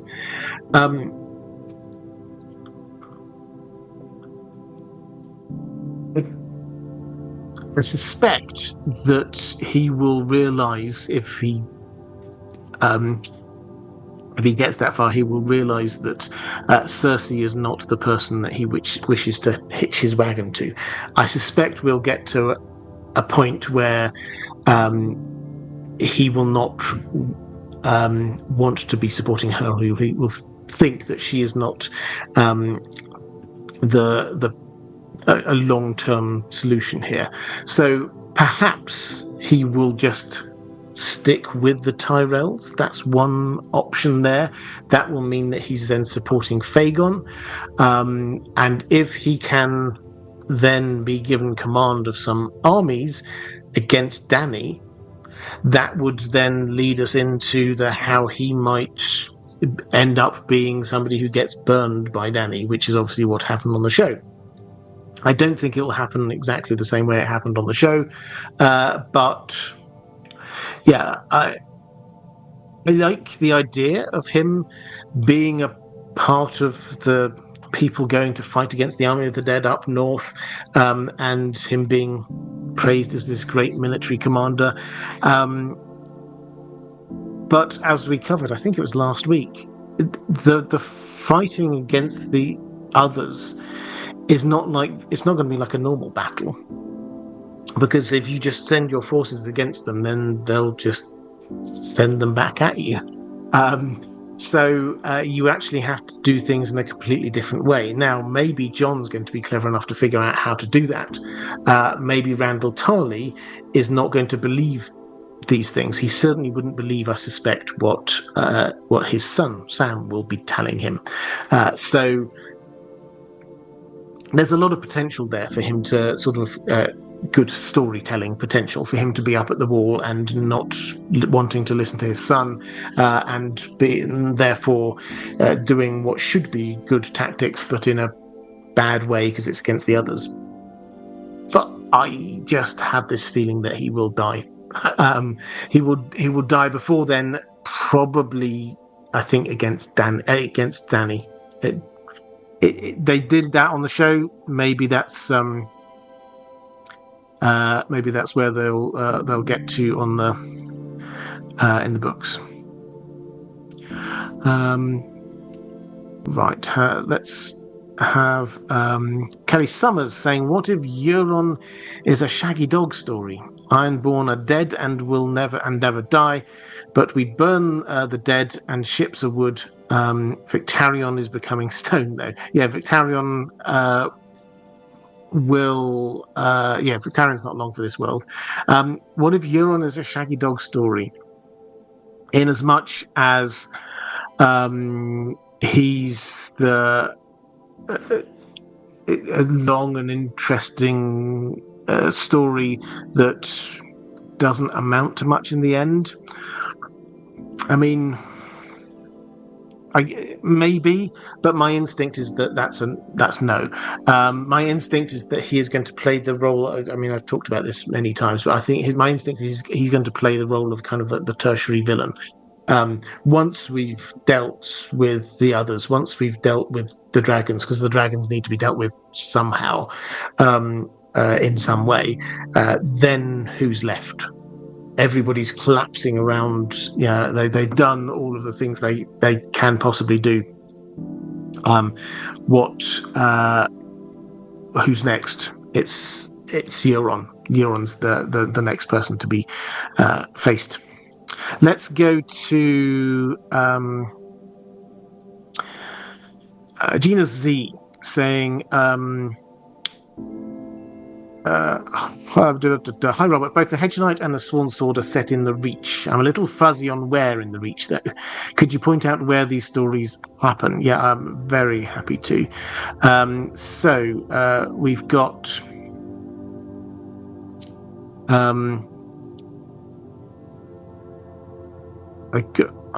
so my things playing up a little bit, so I hope I've not missed any super chats. Do tell me if I have, for whatever reason my browser isn't working very well. Anyway, if you look at this map, the Hedge Knight, the first story is it's set in Ashford Meadow, the tourney of Ashford Meadow. Now, so this is the far northeast of the Reach. So if you look on this map, it's basically in the center of this map right now. If you look at the sort of the mountains in the bottom, and just sort of above that then you can. There's it's marked on the map as Ashford, so that's where the first of the stories takes place. The second, which is the Swan Sword, that's also in the Reach. Now that is at a castle, or sort of a fortified watchtower, called Standfast. We're not told exactly where that is, but we are told that it's in the Reach, and we're told that it's just a few miles away from Coldmoat, which is a larger castle, well, a medium-sized castle, which is held by House Webber. Now, unfortunately, we're not told exactly where that is either, but we are told that House Webber does swear fealty to House Rowan, and House Rowan are based at Golden Grove, which is right up at the sort of the top of the Reach. So if you find where High Garden is, and then follow the river direct north up towards the mountains of the Westlands, obviously the river's flowing the other way, but the last place you reach before you get to those mountains is Golden Grove. So that's the somewhere around there is where the Swan Sword takes place. Now, as for the question about Simon Schaffner saying, I've heard that George might be planning to have a Dunk and Egg story in each part of the Seven Kingdoms, so I've expected to see the 3 published stories to be in different regions. Why did 2 of them take place in the Reach? The third is in the Riverlands, incidentally. And what is it about the Reach that makes it a good setting for Dunk and Egg? Well, I don't think he's ever officially said, I might be wrong on this, but I don't think he's ever officially said that he wants to do a story based in each of the Seven Kingdoms, but he does very clearly like this idea that this is a Seven Kingdoms spanning story. Now, he's talked about, we've had 2 in the Reach, we've had 1 in the Riverlands, he's talked about doing 1 in Dawn, we know we're going up to the north next. The story that I was talking about a moment ago, Bears works well as being a story which is going to be set down in the Stormlands. So we're already getting quite a few of these different places. There's going to be more than 7 stories, though. He's already said that. He doesn't know how many. He sort of, when he's talked about this in the past, he's sort of like just given out random numbers. 10, 12, 14 maybe. He's planned out the first 6, but they seem to just be covering Dunk and Egg when they're young, and there's a lot more time to follow that.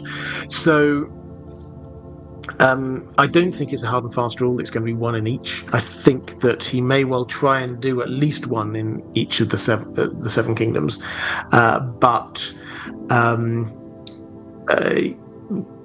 we will see.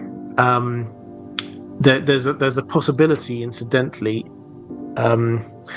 Lady Rohan Webber, who we meet in the Swan Sword, she then later goes off and becomes Lady Lannister, before mysteriously disappearing later in life.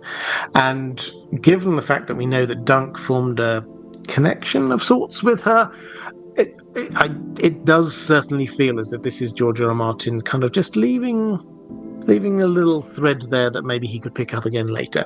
So that's another possible. That's a possible story over in the Westlands. So there's a possibility of 1 in every part of the Seven Kingdoms, but we simply don't know yet. And frankly, how many stories is he going to get through? I don't know. Let's go to, actually, as I've not said it yet, patrons, thank you. always try and thank you, patrons, every single live stream, because what you do allows me to do what I do, and I hugely appreciate it. If you do want to support this channel, the best way to do that is through Patreon. There's a link down in the description. So thank you. But let's keep going with the questions. Commander Ray asking if I can talk about the Order of the Green Hand and other similar knightly orders, and how they developed and how has that impacted on the story. And Michelle Raimo also saying it's mentioned House Osgrey and House Manderley were parts of the Order of the Green Hand, and Grand Marshals of their areas of the Reach would be able to explain what those titles actually mean and what they're responsible for. Yeah, happy to. So with the Andal culture that came across, one of the things was this kind of knightly idea. And knights, it's not just you're made a knight. Down in the Reach, you can become a knight of a particular order of knights, and each of them had a slightly different feel. The Order of the Green Hand this is basically the central and biggest and holiest of them all, which is the Green Hand being the symbol of House Gardner, so very central for the Reach, and you were only allowed into that if you were not only a great fighter, but also sort of upright and holy and good and things like that. Now, how does that impact on the story? Well, it doesn't really. It's the honest answer. It adds a little bit of extra depth to that world. It's not done much, and the Order of the Green Hand has gone now. With the Gardeners having gone, the Order of the Green Hand has now gone. The Manderleys, when we get Lord Manderley is introduced, he has a string of titles which are given to him, one of which is a Knight of the Order of the Green Hand.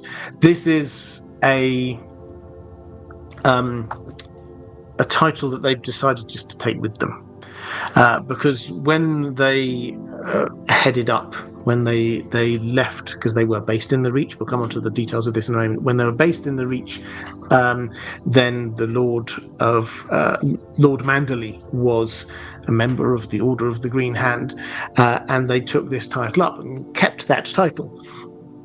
When the order kind of got disbanded with the end of the Gardeners, then the Manderleys said, well, you know, we kind of left with this title before all that happened, so we'll keep the title, thanks. So it's just one of those ones that is just, it sounds good, and they're claiming it because their heritage back in the Reach is still very important to them. As for the marshals of different areas, so the Manderleys, I think, were marshals of the Mander, which incidentally, this is, some people say this is either where the Manderleys got their name from or where the River Mander got its name from, Manderley. So that's where they were based, in a nice big castle by the River Mander. And they were marshals of that area. So basically, the way that this seemed to work in the Reach was you get the Tyrells, not the Gardeners, I should say, in charge, and then in each area, then there was a big house who were the marshals of that area. So we have to remember this was a kingdom in of itself, and so the kingdom had to rule itself, and in the same way that the Seven Kingdoms, the Iron Throne doesn't micromanage everything that happens in each part of the Seven Kingdoms. They say, okay, the Starks, you can be in charge of what happens in the North, and you can call yourself Lord's Protector of the North.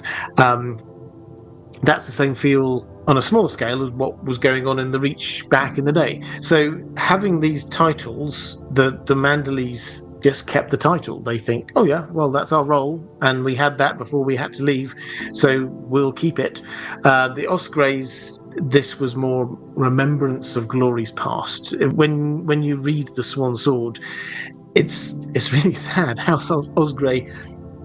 There are many layers to this, and they are House Osgrey do seem to have been the authors of their own demise as much as anything else. But it is very much a house which used to be a lot more powerful than it is now. Now hardly got any power at all. Landed knights is probably a very generous way of saying it. Mokshis is saying, do they have marshals' batons, decoration in peace, terror in war? We're not told anything much about them, really, sadly. This is the kind of thing that I would love to see, but they don't show it.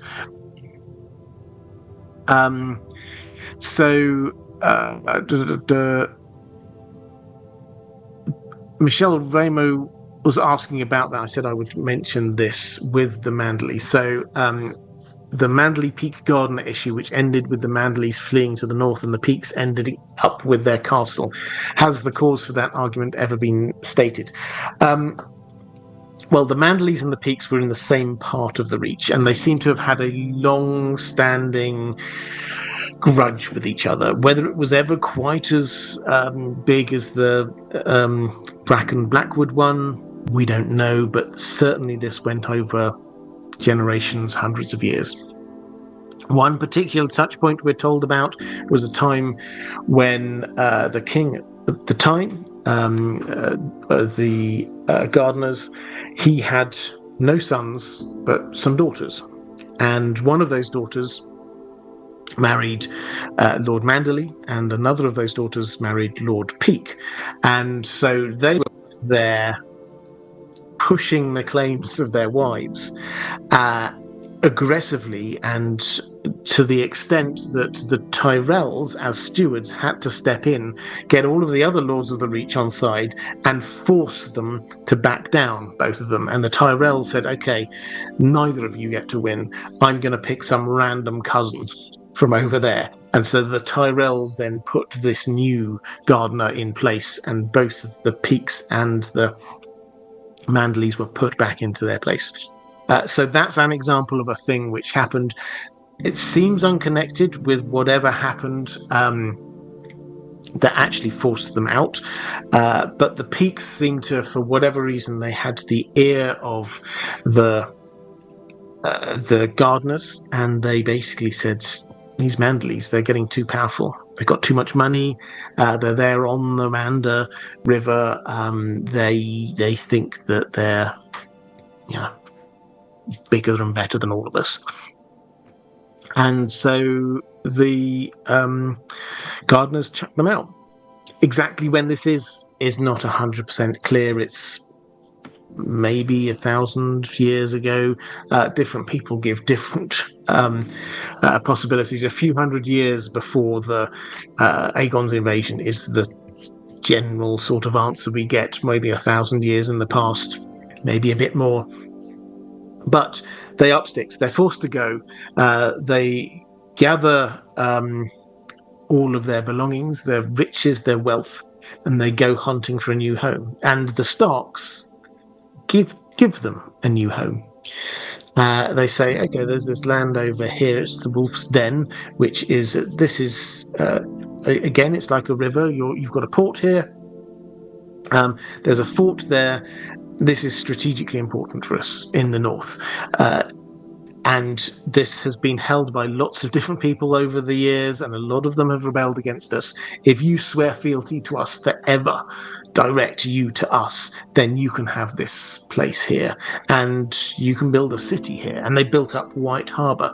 There was a place, White Harbour, there before, but this turned not just into like the heart of the Northern Navy, but also the largest population centre in the north, one of the 5 cities, the smallest of the 5, but the 5th largest place in all of Westeros.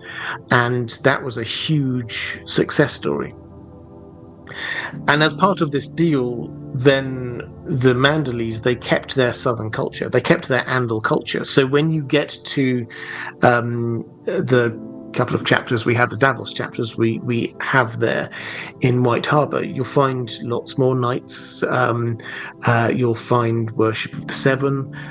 You'll find that they're, although they are very strongly loyal to the Starks, they have kept their own culture. And so when Lord Manderley gets his titles read out, a lot of them are related to where they used to be, because they still think that they are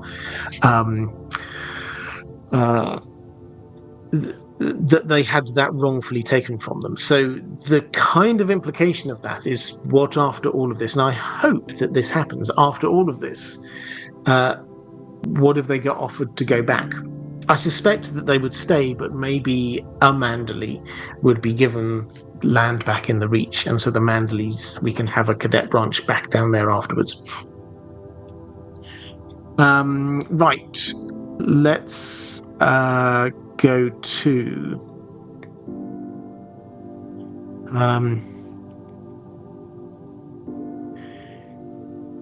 question from Sir Friend. Will we ever meet Willis Tyrell? I was always interested in his character after you talked about him and Oberyn. Do you see him playing any role in the story?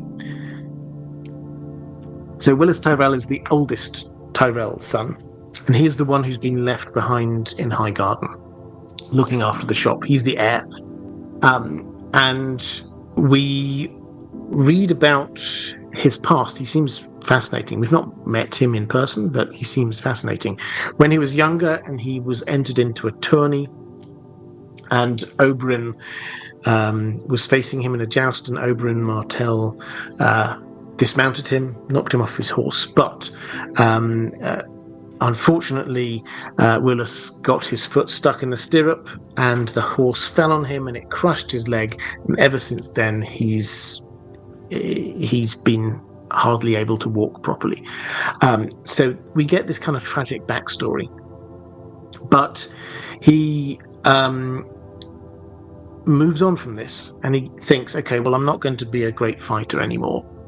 I'm going to pursue other things. And he reads lots, and he does hunting. He's a great worker with hawks and hunting birds. Olenna Tyrell seems to rate him actually quite highly out of all of her family. She seems to think that he's clever and competent. And that he is part of a plan that we get to see in the story, where Sansa was going to be married to him. And basically a lot of people are sort of there going, well, yeah, he might not be exactly what you're wanting, because I know that you're wanting some sort of gallant fighter type, but he's a good man. And this is sort of, as it turns out, a little bit foreshadowy about Tyrion, who is definitely physically not what she's looking for, but whether or not he's a good man is another debate. He's not the monster that she is told that he is, or she thinks and assumes that he must be. So what's his future? Well, he seems to be the person who stays in Highgarden. I can't see him leaving Highgarden. I don't know, therefore, will the war come to Highgarden? And if it does, it's probably more likely to be Euron or the Lannisters who take it there than the others coming down. I mean, they might make it that far, but if they have, then we've got a whole different story than we were quite imagining, because most of Westeros will be covered in winter by then. Yeah, I think there's a fair to middling chance he might survive. Now, obviously, again, on the show, we shouldn't take what the show does as sort of exactly what happens, but their Highgarden falls to the Lannisters. Might that happen? It might. If it's the Lannisters and sorry, not to the Lannisters. Tyrion Lannister, who takes Castle Rock, and then Jaime takes Highgarden. Getting all my Lannisters confused. I do apologise. So Highgarden falls to Jaime Lannister, who then has that fantastic confrontation with Olenna Tyrell. Now,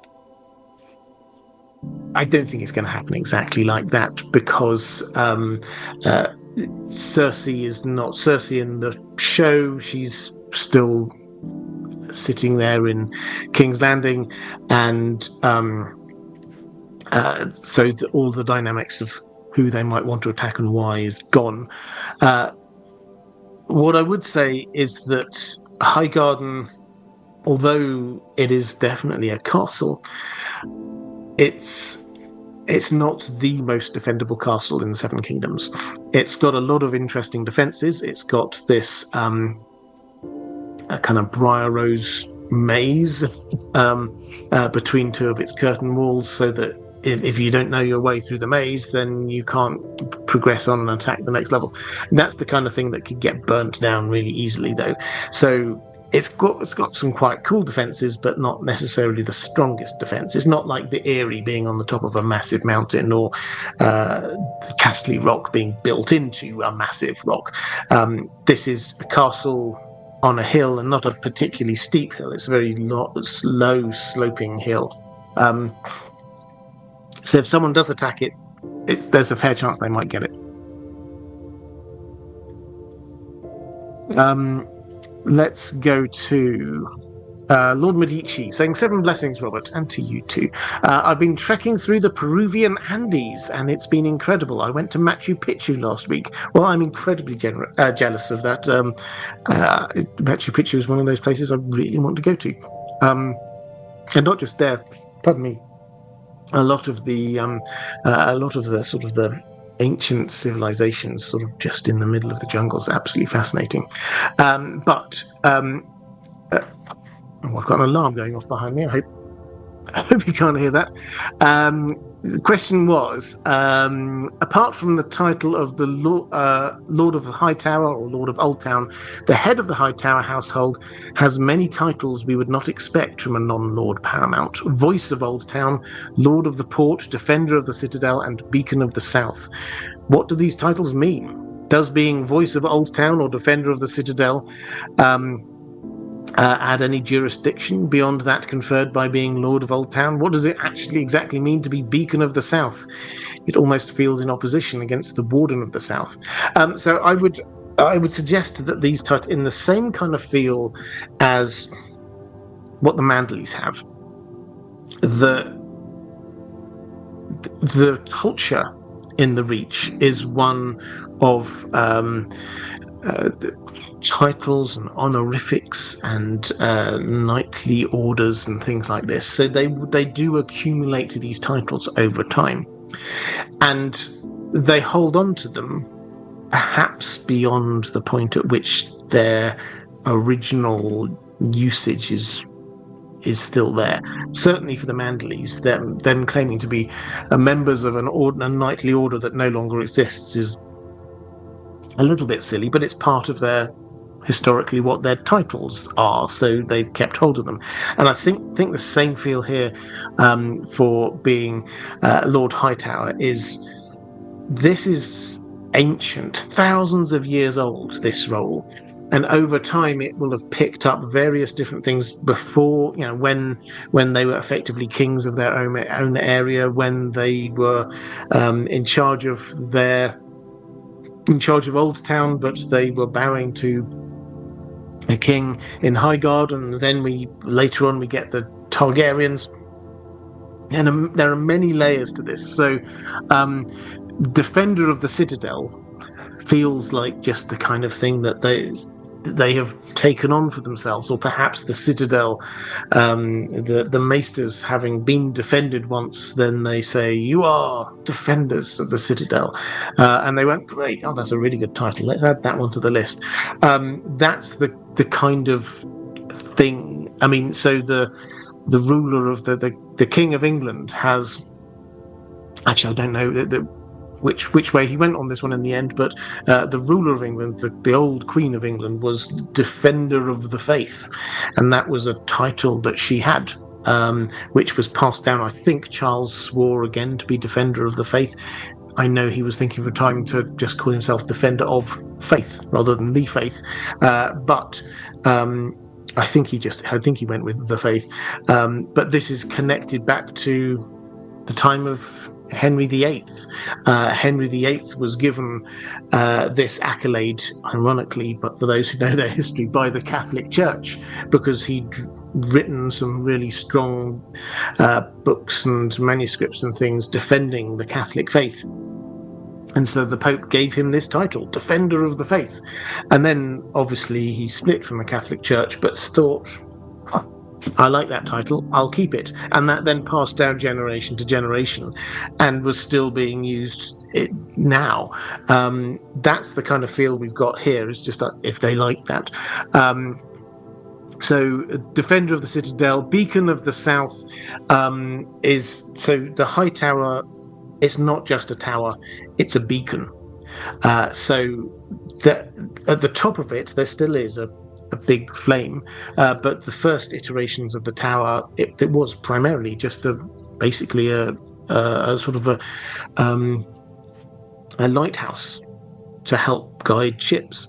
And so Beacon of the South is an interesting one because the House Hightower, this was their home. They used to live under it, and they would claim that was their role. They were embodying being that beacon. And the interesting thing is then, what does that imply, saying they're Beacon of the South, not just Beacon of Westeros? Does that mean that there was a Beacon of the North? Question we don't really have an answer to, I think. Okay, a couple of questions from the chat. Caius Ballerina, do we know how they built the high tower? Didn't they fail to attach a tower to the base before? Were the vaults beneath it already there, or did they burrow under the base to build them? Okay, so we have a couple of levels to this, basically. You've got the island. On the island is this fused black stone building, is probably the only way of saying it, fortification. This is where the Hightowers lived for a long time. There are sort of like corridors and rooms and things like that. This was sort of built in and down deep into the rock as well, I think. But that's the main layer that has been there for millennia. How that was built, we do not know. The implication is that this is technology which was not native to Westeros. This must have come from somewhere far over in Essos. As I say, it feels to me from the descriptions, though we've not been to either place as a POV in the main story, it feels like the description we have of the 5 forts. So that the same form of technology we've got going on there. Then how did they build on top of it? Well, they had 4 attempts first of building wooden structures, and they all got burned down or destroyed. And it's only when they finally decided they were going to build a stone structure that it worked. How did they do it? Bran the Builder allegedly did it. We're not told that there's some great magical means that they had flying eagles or something dropping stones from above and placing them in there. It seems like they just did it like an astonishing construction.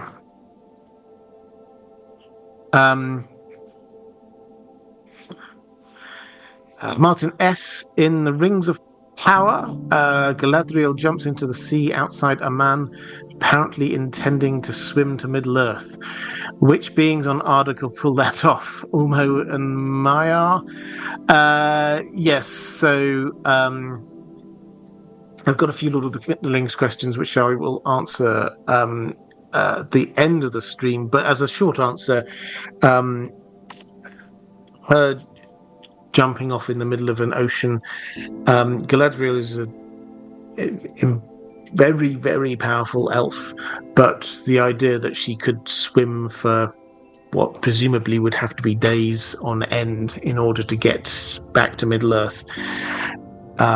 No, she could not pull that off. She didn't obviously have to, because there was happily a raft there that she managed to swim to. Ulmo, any of the Valar, absolutely. Ulmo, yes.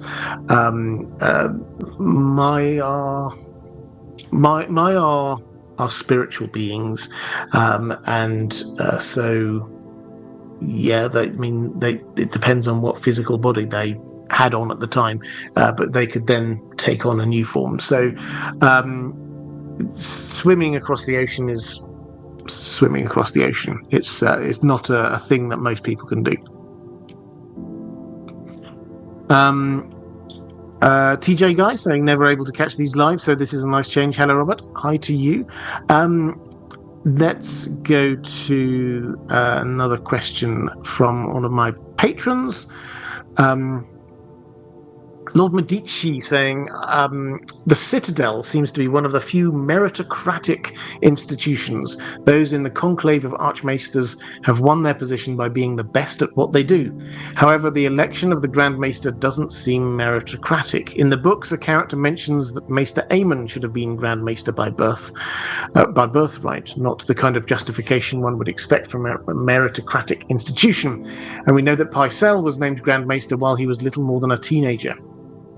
It's hard to imagine that he'd be the highest-ranking Maester at such a young age. What is the criteria based on which the Grand Maester is elected? Why is it an exception to the Citadel's meritocratic scheme? Okay, so the structure of how the Citadel hierarchy works is that you have a conclave made up of Archmaesters. Each Archmaester is the head of an area of learning. And you have a rod, a ring, and a mask, I think it is, to show that that's what you have of a particular type of metal, each of which is associated with their area of learning. And that's the same metal that is in the chain, put into the chain. So, for example, if you study the higher mysteries, not many people do these days, but if you study the higher mysteries, magic-y stuff, then you would get a Valyrian steel chain. If you study, and I can't remember exactly what they call it, but basically maths and finance, then you get a little gold chain, a gold link to add into your chain. And that type of metal is then what is with the sort of the ceremonial instruments of the Archmaester. Now, the Archmaesters do seem to get there by some kind of merit, or we're not told the exact mechanism. But yes, it does seem to be some kind of meritocratic approach, although they then seem to be able to stay there. We get Archmaester Wargrave, who stays there well beyond the time when he is still the best person at his field of expertise. So it's not 100% who is the best person. There does appear to be quite a lot of politics involved. But anyway, you get the conclave, and they are the people who are really running the Citadel as a whole. They get this seneschal who is appointed for a year at a time, who is technically, he's the person in charge.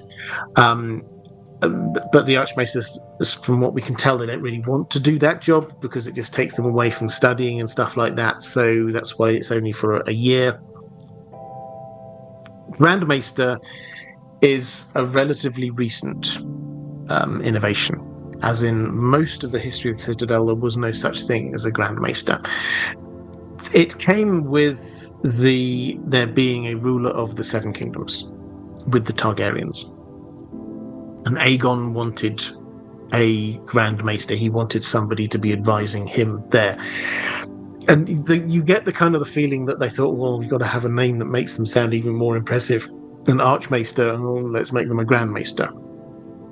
Now, who do they send? Is it their leader? No, it's not their leader. There's never any implication when we see what's going on with Pycelle. There's never any implication that he's there from afar in charge of what the Citadel's doing or their policy or anything like that. So this is not them electing a person who they think is the best of them all. This is them electing the person that they think is going to be the most effective ambassador for them in some way. Sometimes they seemed to go for somebody who's just very old, just get them out of the way, give the Iron Throne somebody who's clearly got a whole load of age and experience so they feel good about themselves, but really it doesn't affect any of our study or whatever's going on here. That seems to be part of it. Pycelle was, as you say, he was very young when he went over there, but this does seem to have been at least partly because of his links across to the Lannisters, and Pycelle is very much a Tywin Lannister fanboy, so they probably, and don't forget, if anyone's informed about what's going on in the undercurrents of the Seven Kingdoms, it's the Maesters, because there's a Maester in every single court and castle in the land, and they read every letter that gets sent. They train everybody. They're in everybody's inner councils. They know what's going on, and so they will get to choose who is the best person to be informing them, advising them, and giving what they consider to be the best advice to the ruler. Sometimes it's just somebody who they think won't offend the king of the time, because frankly, some of the kings, they did, I think Maegor killed 4 Grand Maesters in his short reign, so it's just we're not going to send one of our brightest and best. We'll just send somebody who's more expendable.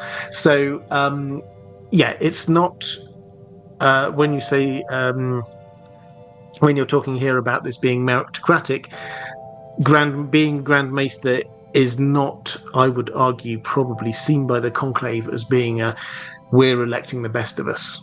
It's we're deciding on who we can spare and who we think will do the best job there, which is not about learning and research. It's about politics. And so a lot of the time, it's about who do they know. They pretend they're above politics. They give up all of their old affiliations before. But if somebody came from a particular family, that's an issue. Actually, there is there's a significant plot issue here for A Song of Ice and Fire and what's going to happen next, because we focus in, and this goes under the radar a lot, because we focus in on when we're thinking about the epilogue for Dance with the Dragons, the last chapter, the one where Kevan Lannister is killed. And we focus in on the fact that Kevan Lannister is killed, obviously. But Maester Pycelle is also, Grand Maester Pycelle is also killed. Why? Why by Varys? Why on earth would he do that? Well, we've had hints that when Pycelle fell out of favour and Tyrion was there sort of going, okay, well, I'll need a new Grand Maester, but Pycelle got brought back in, so that didn't happen. We've had hints that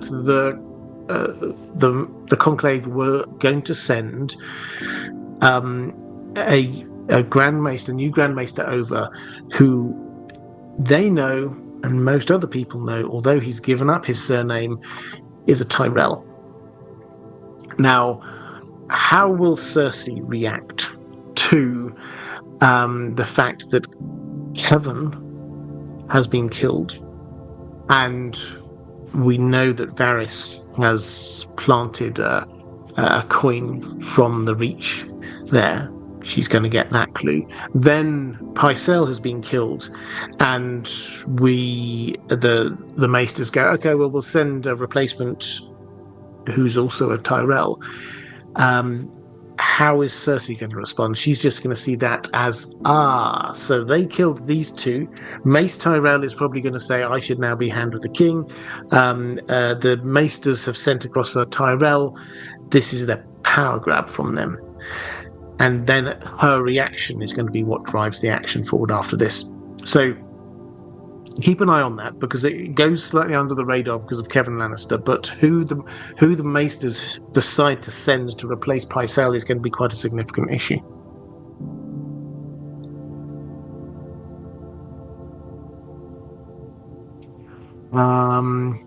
Right, let's go to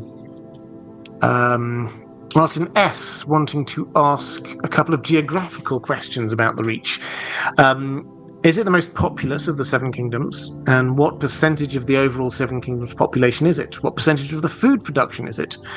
You also want to know if I would do a Valinor live stream at some point, now that we're doing places. Yes, I will do at some point, absolutely, when we're over doing Middle-earth. In terms of the Reach, yes, it's the most populous. As for what its population is, though, it's not 100% clear. George R. R. Martin hasn't ever said, well, this is the population of here, this is the population of here. He does occasionally for, like, the population of a city, but not for whole regions. So the best, and that's probably fair, because unless there was a big census in worlds, then people wouldn't know, so a POV character wouldn't know. But I think the best guesswork we've got on this, because lots of you can Google this and find lots of people have done some guesswork, but I think the best guesswork we've got on this is probably Elio Garcia, who you may well know was the person with Linda Antonsen who co-wrote The World of Ice and Fire with George R. R. Martin. So he understands a lot about George's writing style, and he understands a huge amount about the world. Now, what he's done is he's tabulated the size of the armies for each of the different regions in the Seven Kingdoms, because those things we are told about at various points, and maybe some of them are going to be a little bit off, maybe some of them, for example, the Dornish, we're told they deliberately magnify the number of their soldiers that they're supposed to have, because they've got quite a small army and they don't want to appear weak, so they pretend that they've got more people in their army than they actually have.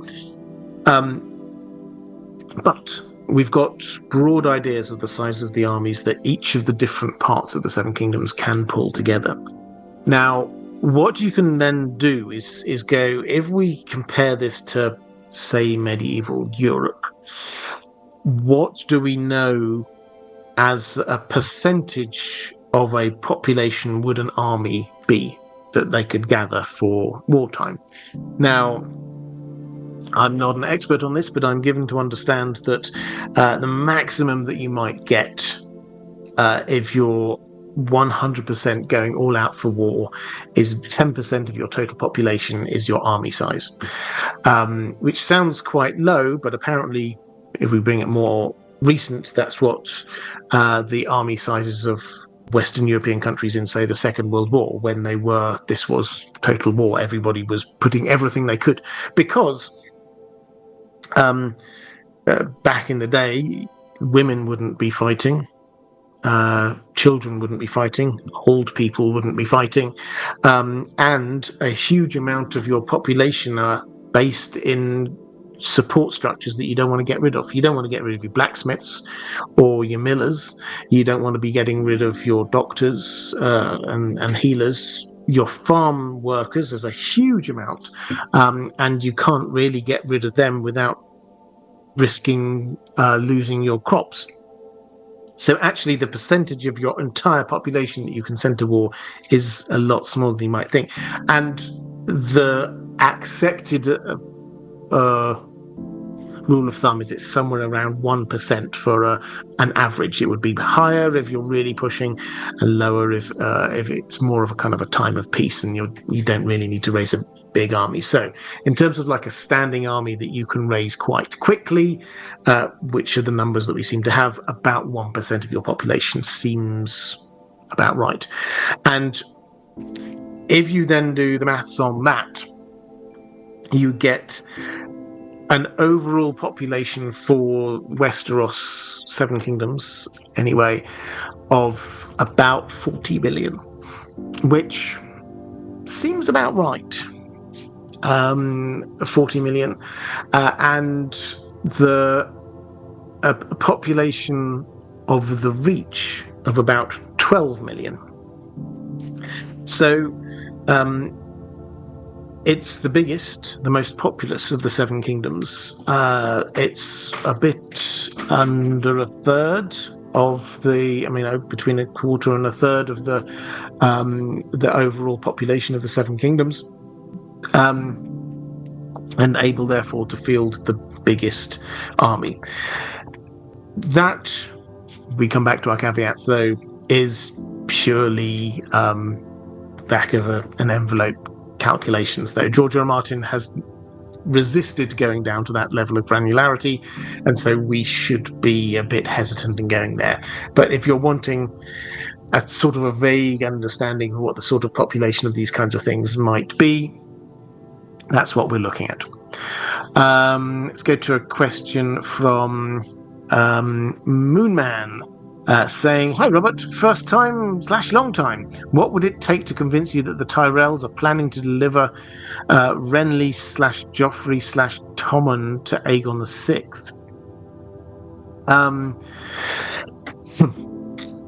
Right, well, that they're planning on delivering them. I don't know. So Renly's obviously dead.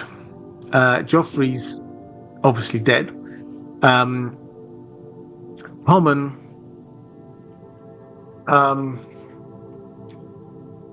I think that the Tyrells will shift to. I know you gave me a little winky emoji at the end of that, but I'm taking this seriously. I think that Tommen. I think the Tyrells will turn on the Lannisters after Cersei has got her revenge in for what she sees as the attack from them, and I don't think that their forces, the majority of their forces, will be already out with on. So I don't think there'll be enough of them left in there to be delivering up Tommen. So quite a lot, I think, is the the answer to your question. But thank you.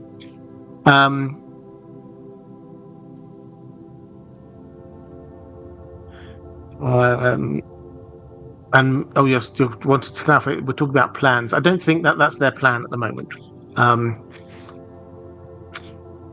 Let's go to a question from.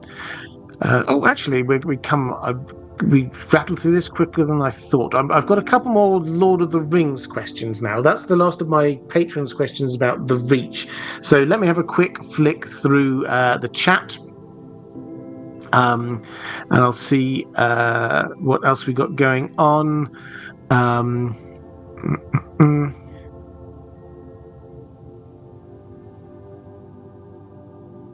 Looks like I can't see any more questions at the moment in the chat about the Reach, but I will happily come back. Then now is a good time to drop them in there. I'll answer these couple of questions about Lord of the Rings, and then if there are any more questions about the Reach, I will happily come back to that.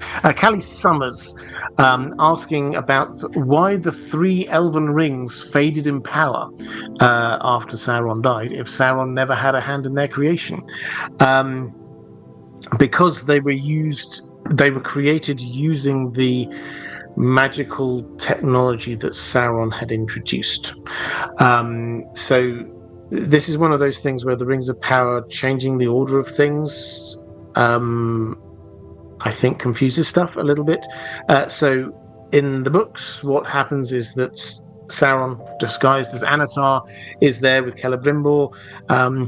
300 years, they create a whole raft of smaller rings, then they create 16 more powerful rings. Sauron nips off to create the one ring. Celebrimbor's there, left kind of twiddling his thumbs, going, "Oh, well, I was really enjoying that. I'll make some. I've learned a whole load now, and I'll make a bit more based on this, but just me. And so that's what we've got, is that it's not got Sauron's, he's not poured himself into them. This is the kind of the implication, is in some way he's kind of poured, not in the same way he did with the Ring of Power, the One Ring, I should say, but he made a personal connection which makes those corruptive in a way that Celebrimbor with the 3 elven rings much more preservative. So that's the difference there, but they are all created using the same magical technology. Tolkien doesn't like to go into details. He has a famously soft magic system, but that's the logic that's there internally, which is that they are connected to the One Ring. Because they're all using the pattern that Sauron set out. However, these ones are good and the other ones are bad, if that kind of makes sense. So that's why they lose their power when the One Ring goes. Why did the Ents fade away so much more readily than the dwarves? This is after the Lord of the Rings, when Yavanna had asked them to be made specifically as a counter to the industry of the dwarves. We don't know the speed at which the Ents kind of faded. From what we can tell is that the Ents, they just slowed down and just became more like the trees. We saw this happening beforehand. Treebeard mentions it. Lots of the Ents have just basically just almost stopped being Ents, stopped moving around. But this happens after the Lord of the Rings, and the dwarves carry on doing their thing, but they just mine deeper and deeper. So the way I envisage this is that the dwarf contact with the outside world reduces. They recede away from the sort of the top of Middle Earth, and from Middle Earth's perspective, they fade in a way. They're no longer in contact with the outside world in the same way that the Ents fade. They're still there. The dwarves are still there, but they're kind of fading from the story, as it were. And then, how did Elrond not see the One Ring when Bilbo brought it back from Erebor? He loves telling stories, and surely the part about the ring would have sparked Elrond's interest. Someone who'd been very close to the ring before and had definitely seen it. So how did that? Well, firstly, yes, this is definitely true that Bilbo had picked up the One Ring, gone to Erebor, the Lonely Mountain, and then he and Gandalf headed back to the Shire, and they stopped off in Rivendell for a while. The boring answer is that when Tolkien wrote that, then he had no concept yet that was the One Ring. It was just a magic ring. The answer that I suspect you probably don't like is you say, you can't just say Elrond was distracted.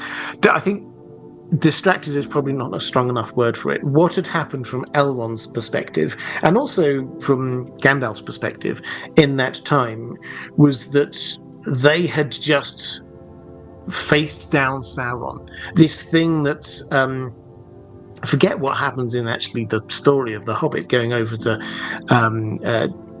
reclaim Erebor for the dwarves. That was hugely important, but at the same time, the whole thing that the reason that Gandalf was in Middle Earth in the first place was to help the Free Peoples against Sauron. And now finally, after all of this time, if you remember, during the Hobbit, he nips off for a bit.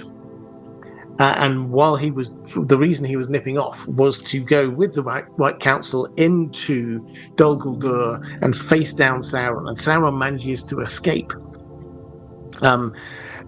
So that is Gandalf returning back, and basically, is this Elrond being distracted? Elrond is rightly focusing in on the thing that he knows is there and is the clear and present danger to Middle-earth. Sauron's now out there, and we've pushed him out from this place. He's going to certainly he'll come back to go back to Mordor, what's his plan then? What's he going to be doing? What do we have to be doing to combat that? So it's not, he will have been in full strategy mode, I'm sure. And it's not just a matter of, oh, he was distracted, he didn't notice the One Ring. Bilbo probably didn't show it around. He got his sword. If you remember when he had Sting, he didn't show that around then either. He hid it down his trousers, we're told, so nobody saw it.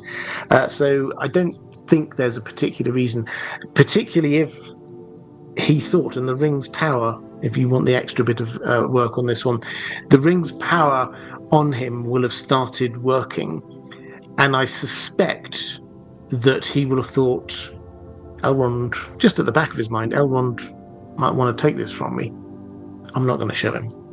So I think that that's the logic behind it.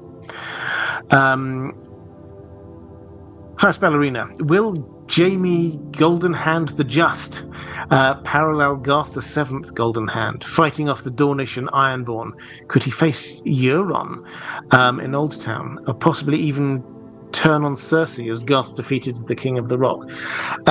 So Goldenhand the Just, this is part of Jaime's arc. Is he's in A Feast for Crows, he thinks through a lot of things. It's that what could he be called? He's thinking, everyone's always just going to call me Kingslayer, Oathbreaker. Could he be the Just? The Golden Hand, this is as you rightly point out, this is one of the gardeners, Garth the Seventh. So might he echo that? I don't think he's going to be that going south. I think he's now caught up with so facing Euron then and there is probably not his immediate future. He's clearly caught up in the Riverlands plot. He's caught up with Lady Stoneheart. This is going to capture him in with the idea of the Starks. Will he return again at some point down to Cersei? Well, that's entirely possible that he might do, and he might find himself a little bit jealous of Euron if Euron has struck up a partnership of whatever type with Cersei. So that's entirely possible, but I don't think he's going to be fighting him down in Old Town. I think that's not really where he's going to be at.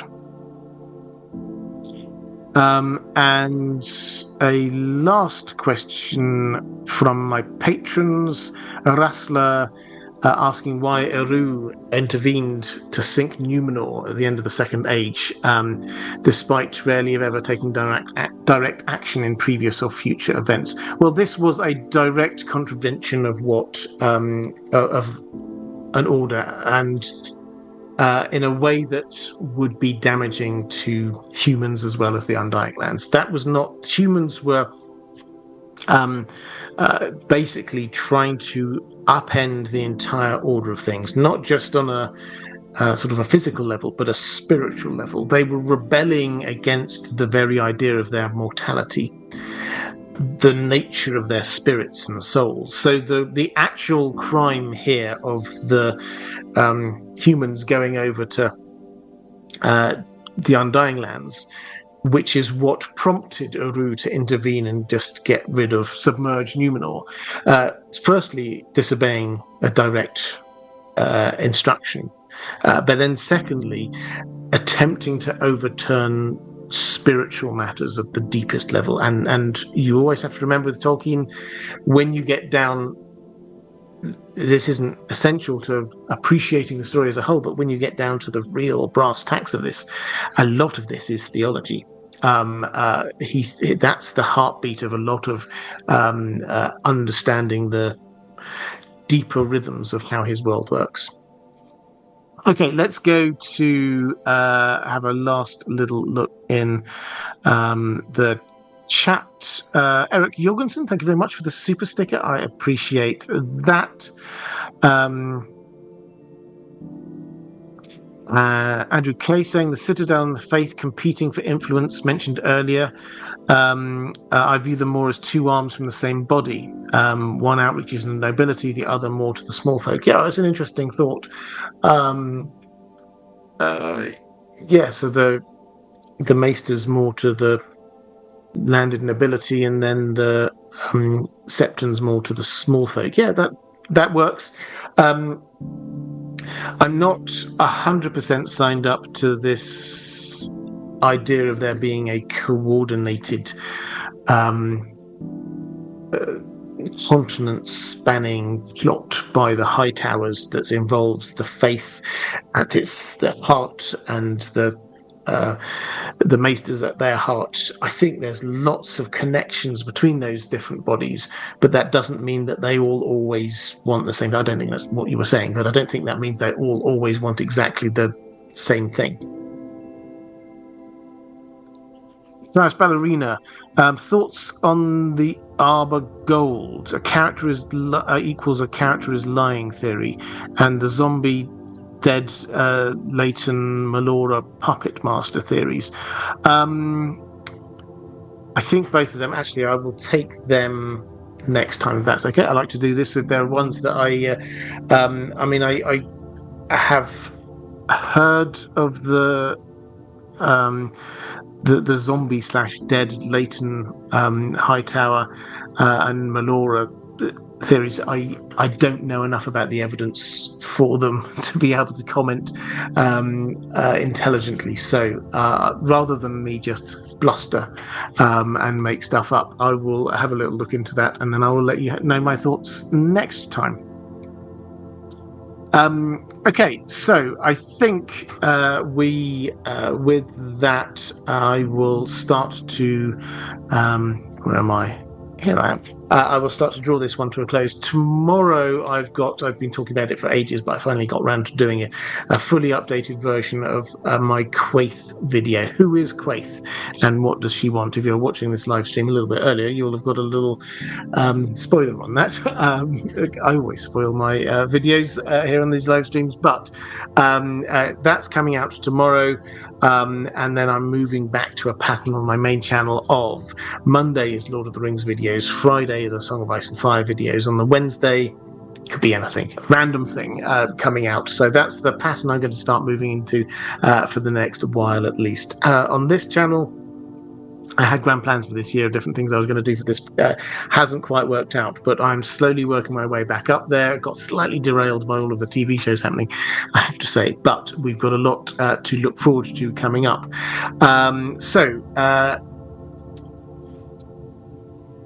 I think actually I've got just another question came through Martin S saying, does Manwë, this is a Lord of the Rings question, does Manwë have just air-related abilities, or does he have broader Valar abilities too? Manwë is the Lord of the Valar, so yes, he has specific air abilities. The eagles are from him, but the main thing about him is that he